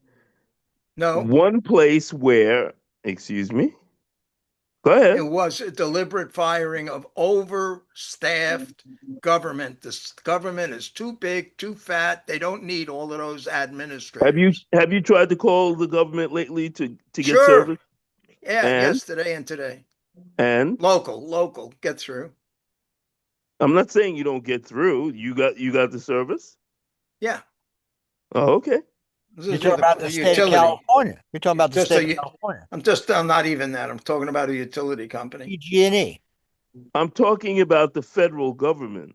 Yeah, but I don't think that many citizens have a daily or weekly or annual involvement with the federal government other than paying their taxes. That's There's bullshit. only there's a proportion of the American people that work for the government or are subcontracted with the government, but the majority of the public doesn't even know who the vice president is. Doesn't even care, doesn't go to rallies, doesn't go door to door telling who to vote for or anything. They're just people living their lives. And these people who are just living their lives, why Yeah. do you think they're so disengaged about I think uh, that's the normal condition in the world is you're concerned about yourself, your family, and your neighborhood, and your friends, and your relatives, and maybe eventually your country. And I think it's unfortunate that people get convinced that it's their obligation to join the military and put their lives at risk for the political will of who's ever in charge whenever they decide they want to start a war. So but the average person isn't necessarily motivated with political issues. They go to church, or they like to do rock and roll. You know, of all the musicians that you've known over your whole life, a certain percentage of them are activists, like during in the 60s, like Tony I forget his name, Frank Sinatra, and a bunch of them went to do help with the peace movement, the freedom movement. But the majority of performers are just performers. The majority of people who dance go dancing every night. They're not necessarily concerned with politics and communism and capitalism. They're just not. There's a limited number of people. There's only a few people at the top that are monomaniacs like like Bezos or the guy in charge of Facebook that, I got to get richer. I got to get richer. I got to get richer. Most people say, let's go for a walk in the woods. I got enough money. I don't have to worry anymore. That's all. That's Oh, that's financial freedom. yeah, but then look at this whole affordability issue. I mean, this is That's an something. issue that Mandami is bringing up to Now, get what do you mean, elected. man? Donnie brought up. That's how Trump, That's Trump, right. He Trump, that's where the Trump. word. Well, Where did that why word do you think? Why do you affordability? think? When Well, did that come on, hit the man. press? Well, When why do you think Trump was so palsy walsy with Donnie that day? Because he well, wanted I'm not to take looking. that issue back. You're He wanted to take again. You're the talking about affordability issue back. You're talking about He made a affordability. big deal about it to get elected. Yeah. And then he probably feels he lost it tonight. I guess he probably feels he regained it with his bullshit. But Yeah. I But mean, he didn't. He didn't. Well, and you guys have a right to hate Nobody with a whoever you brain want. is buying that You have a bullshit. right to hate whoever you want. it's not a question of hating it. I'm only pointing out that every time you say the MAGAs or the Republicans Yeah. or the white people or the white Yeah, but supremacists, yeah. you're being as racist as anybody Oh, from the come on, South. give me a You break. said these people are Yeah, right. all All right. bad. All right. All right. All right. Kenny, That's racism. I always laugh at this shit because I always blame Pacifica for fucking your head up with all this bullshit, man. A couple of years ago, I mean, if you hadn't been on the local station board of the KPFK station Yeah. and I saw yeah, the you had to people deal come with all out. the leftist Hey, bullshit. Jim, They Yeah. come out I and they got a specific advocate for question for their Ken. group. All They right, come yeah. out and they I got a advocate for their specific group. question for Ken. All Okay, right, go yeah. ahead, Chris. Ken, why do you think the Republicans, at least for the last 10 years, haven't had a health care idea? That's a political question. Because they're corrupt, because they've been getting money from the pharmaceutical industry in Israel, and they get told what to say and do. So it's not like they broke away from their corporate overlords and did something responsible. But when you're talking about what they do to handle uh, the healthcare issues, the healthcare issues applies to everyone, not just underprivileged poor people. It applies to everybody because if you're middle class and you got to spend $5,000 to get a new tooth put in your mouth, that's a significant issue. Or if it costs you $15,000 to stay for 2 days in the hospital, that's a middle class issue. And it's not the whole world that's oppressed. The country is comprised of more millionaires than most other countries, and it's a solid middle class that makes more than 100,000 a year. And then it has a lower class, a lower group of people that make less money, and maybe they don't care. Maybe people are satisfied working for $50 an hour so that they have free time and they can go for a hike or go skating, and they're not wrapped up in politics. They're not. That's They not what don't I'm getting care. at. I'm asking you, You're what does talking, it you're say about criticizing the it's a bad party. The Republican Party is not a great party. Neither is the Democratic Party. They're just as much captured by the corporations. Yeah, but one of them actually tries to give poor people health care. Oh, there you go with the poor people. You're being prejudiced. You're only caring about poor people. I'm only Well, caring that about may be poor your people. that may be your thing. It might be your Christian upbringing. We have to care for the poor and the meek. Hey, Ken, you know what's fascinating? What? Is that Trump's most ardent demographic are Yeah. white Christian evangelists, Yeah, that but may be. who supposedly care about the least of these, I but they don't know. vote for people who don't give a shit about giving poor people health care. How do you reconcile that? I don't have to reconcile anything. I'm not responsible for mankind. I'm responsible for what I do. I'm responsible for the welfare of the people who I have direct contact with, my family, my friends, my extended family. That makes you a good Republican. Well, there you go. If you want to say, I knew a guy who worked for homelessness in the valley in downtown LA 20 years ago, and he built a city for homeless people with tents and teepees. And then I met his wife. And then she said, that son of a bitch hasn't been home in 3 years. I have to raise the kids. He doesn't give a shit about his family because he's out there with the press raising money for the homeless. So if you want to go out and save the people that are starving to death in Botswana, or the people in the Eskimos, or the people somewhere on an island who don't have any TV sets, or they don't have electricity, you can be an international advocate. Go ahead, but not everybody is I'm concerned still with trying to that. be a national advocate. I got one No, it's last question okay. for you. What's your Huh? favorite Christmas movie? Favorite? What kind of Christmas movie? movie. No, say it without the juice. Holiday season movie. Oh, Christmas movie. Yeah. Probably like the one with well, I like Scrooge, but also It's a Wonderful Life. Really? Yeah. Not with that attitude, no fucking way. Why? There's a guy who took That's my responsibility. favorite Christmas movie. Well, that's okay. Because George Bailey wanted to help the poor people. No, he stayed home to help the town he lived in, not poor people. He stayed there Well, to well, help the town. The town needed him. He wasn't out looking for people who were starving to death. he was keeping the people who couldn't buy a house from Mr. Potter in houses. Yeah, he's maintaining a system for the society. That's right. Well, Anyhow, all right, it's a just to no, no. finish There's fun. people I like at BAI or all of Pacific. There's a lot of people who clothe themselves in. I have compassion for mankind and womankind. I have compassion for those who are abused. It's kind of like a Christ type of thing. And and I'm not trying to be successful because that's rude.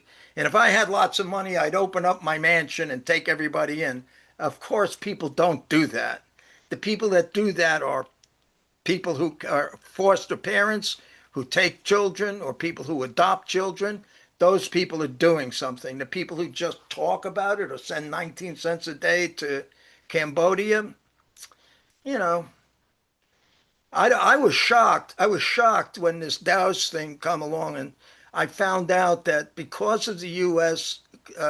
Limiting USAID, some number came up like 7 million people are going to die from HIV in South Africa or somewhere.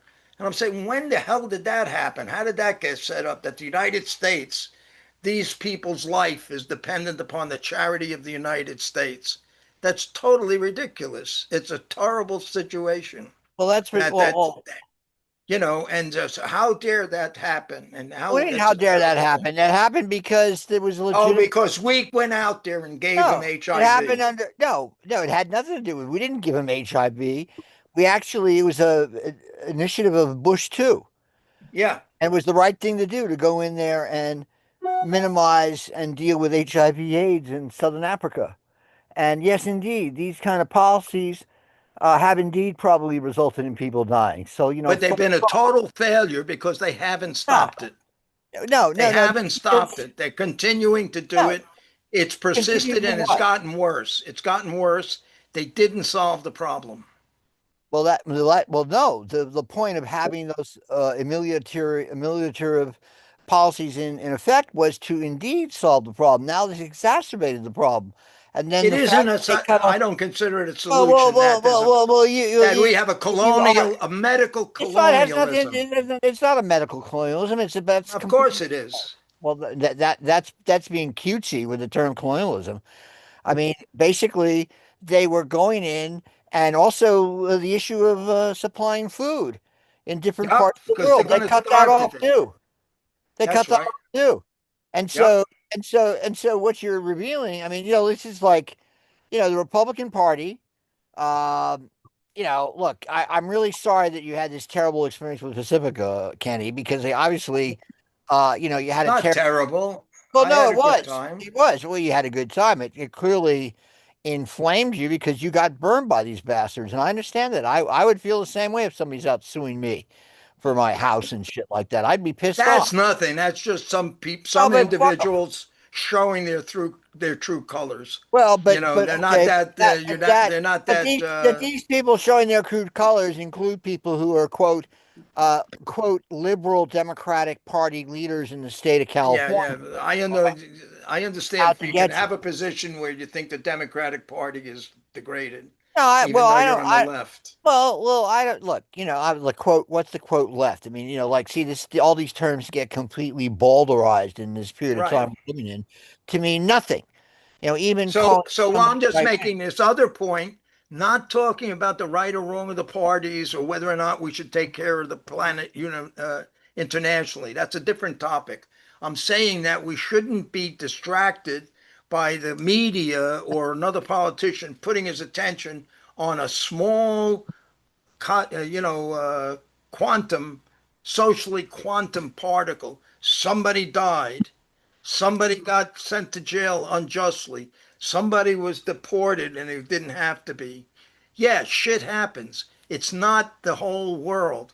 There's lots of things going on Yeah, that I have to know. be paid attention Yeah, to. sure, absolutely. But there's you add it all up, and then you have a big world. You have a big world when you add it all up. No, no, no, no, no. You Oh can't no, no, add it no. up. Every Well, little well, one well, well, person. I added up. I mean, look, how many people I know who went to work for the Agency for National Development? Plenty.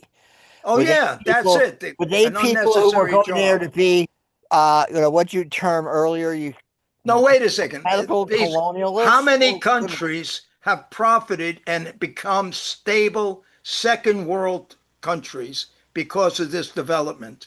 Where has it worked? Besides the McCarthy thing, the thing after World War II, the Marshall Marshall Plan. Plan. Yeah. Aside from the Marshall Plan, where has it worked? All this charity, all this beneficial. Well, it Let's help them. certainly it certainly Where? helped all sorts of I'd say all throughout the world. What are you kidding me? I mean, like the fact that we've actually helped feed people and prevented them from starving, that's had an effect all throughout the world. Uh, the issue of training What advance? doctors and sending them and training doctors in the United States and having them return to other parts of the world, that's benefited people throughout the world. I mean, whatever contradictions we may look at about American foreign policy, there are some good aspects of it. I mean, look, people can criticize foreign aid, like the USAID, AID has been. I mean, I'm totally familiar with the criticisms of it, stemming from what I, learned and educated myself out of the '60s, that it was a tool of American hegemony, imperialism, all that other shit. Yeah, true. But on the other hand, there are aspects of it which indeed benefited people concretely, and so Temporarily. Trump Trump, in their desire to essentially isolate America from the rest of the world, just to simply went and axed all that stuff. Yeah. And and to me, that's detrimental to what I consider to be the better aspects of being an American. Period. And so Okay. when you bring these things up, it's, I mean, Chris is here experiencing arguing with you the first time. This kind of shit, this kind of shit we go through all the time. But, that I consider the vision of Trump to be one that is anti-American. I Yep. consider his vision to be fundamentally nihilistic and destructive of our Yep. society. And, I'm looking forward to see the son of a bitch topple out of power. And Uh-huh. period, end of story. And the more I can I'm do, just looking forward to seeing him topple. yeah. But um, Well, I guarantee he's not going to live forever. You know that. well, yeah, we see. Well, he gets crazier and crazier as No, time. actually, I'm joking. I actually want him to fill out his term because I think he's going to do so much stupid shit between now and 2028 that the Democrats will walk into the White House. Well, we'll see. JD Vance won't be as crazy. That's right. Oh, Well, I don't know that. But well, let me I don't ask you know. this question, Chris, because I couldn't get anybody else to address it. Who could the Democrats get as a candidate to take control of the party? And besides, you got Gavin Newsom, and that's it. I think he is the number one choice. I think Shapiro could do it. Um, and it's ironic in a country where people lie and claim that Kamala being a woman and being black didn't matter. But I've heard very reputable analysts recently on Halperin's show state very clearly that a Jew can't win. I'm like, really? Oh, a black woman can win, but a Jew can't. I'm struggling with that one. So I would say Newsom, maybe Shapiro, Which Shapiro? Josh, I don't Pennsylvania. know. Okay. So is the Jewish, like just the way a black candidate might rightly or wrongly carry a large percentage of people because of his race, a Jew will offend lots of people because of the backlash on Israel. Which says our country's fucked up. Of course it is. It's combined of like 150 different nationalities and cultures. It's a Some of mix. It's whom are fucked up. diverse. Yeah. I can't honestly. Yeah, I don't think there's another Democrat. Uh, what's the guy in Illinois? Pritzker. He's too fat. Americans are too shallow. Yeah. Buttigieg's too gay. Yep. Kamala should just shut the fuck up and go home. Right. I mean, if I'm ever in a room with Kamala, so Ken, you'll enjoy this. What? When I'm with black sorority women, Yeah. which I'm with frequently. All. Oh, how many? Do you mean a A lot lot. of them? When you say frequently, you're with 3 or 4 of them at the same time? Hey, I'm a Yeah. eligible bachelor, and I'm kind of got Oh, game. okay. No, but I'm with groups of them, and I tell them that it's their fault that Trump's in the White House. Yeah. And you know why I say that, though, Ken? Can you figure out why I say that? Why is it black women's fault that Trump is in the White House? I don't know, because I know he got a big jump from black males. Well, he got up to 22%. Yeah. It went up. You But know, why when is it why is it the responsibility of the sorority sisters? because the only reason the Democrats let her be the candidate is because they were afraid the black women would vote if they didn't pick her sorry ass. Oh, Kamala. Yeah. So who would they have run? Who else was there?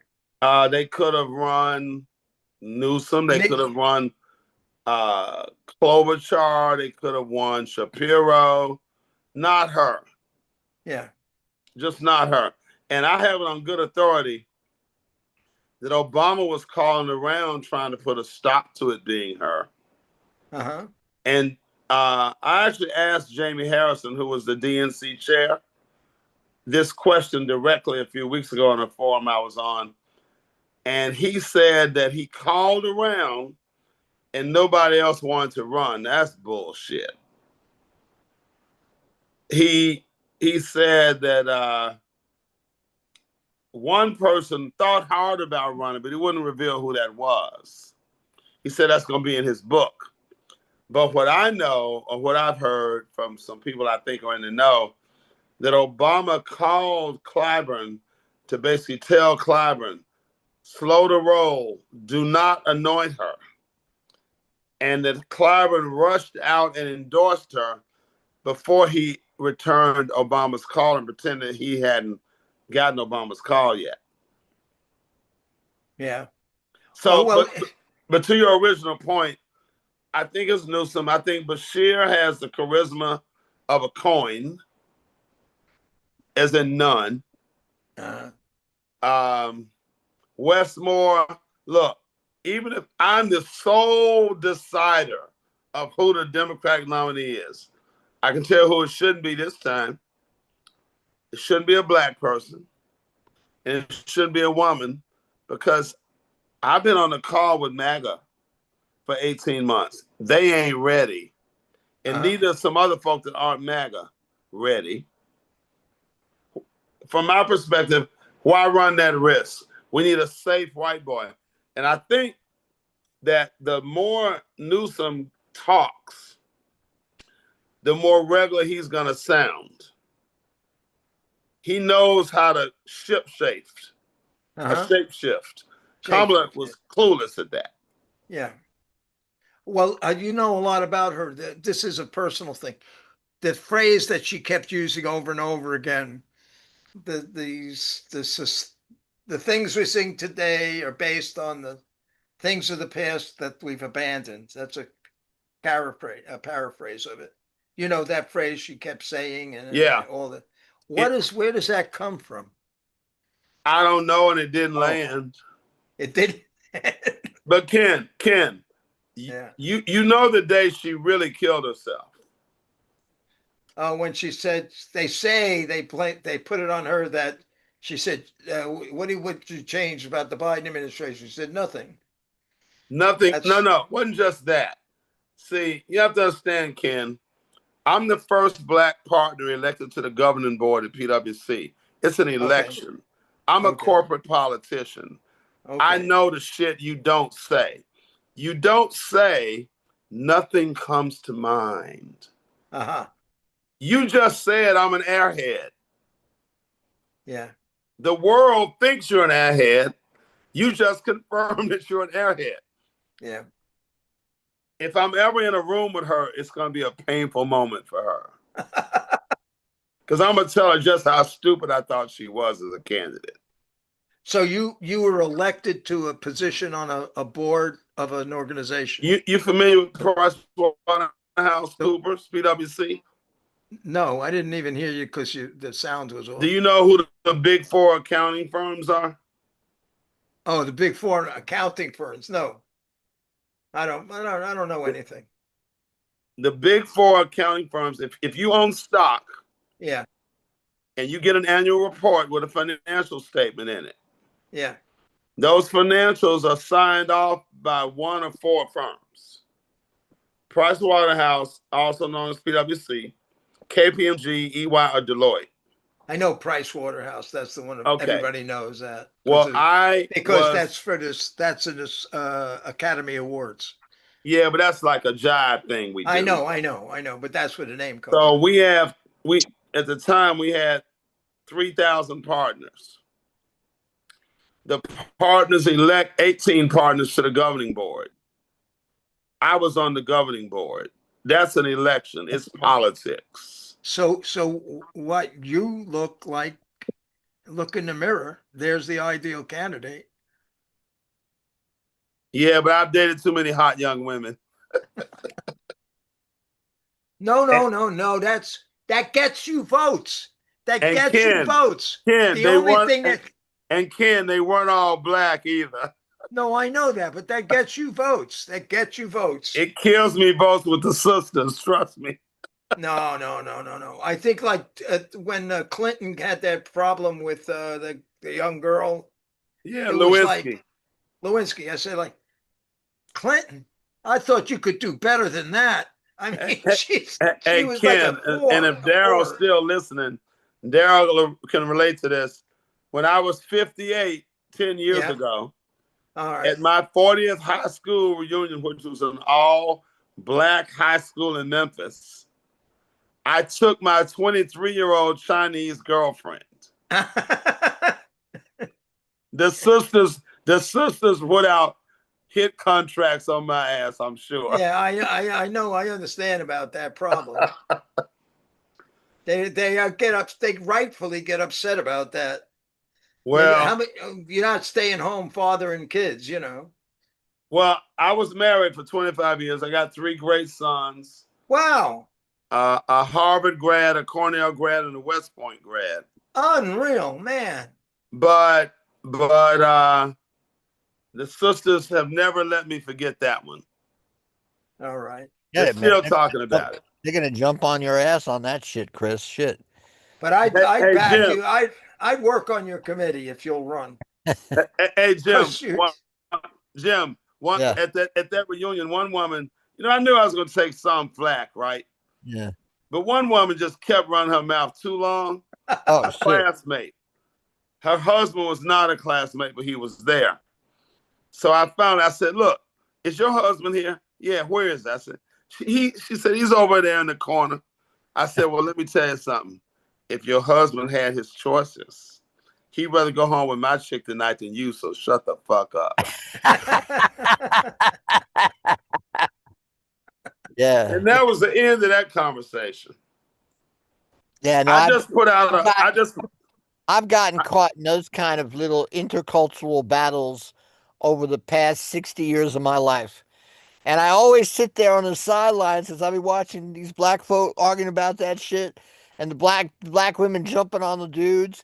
And, and I'd be saying to myself, well, who gives a fuck? I mean, don't they understand how men are? They just want some punyani, man. Shit. And no, we want some good quality punyani. Yeah, well, that's right. And so, because I had a very funny experience. Kenny, are we recording this still? I could stop that. Yeah, stop now. All right. Anyway, so Oh, wait a minute. I gotta stop it on the YouTube too, if it's really that sensitive. good night, Jillian. But I Take got so much. I'm making a special film of a video of the outtakes of Jim Dingman and Well, I'm so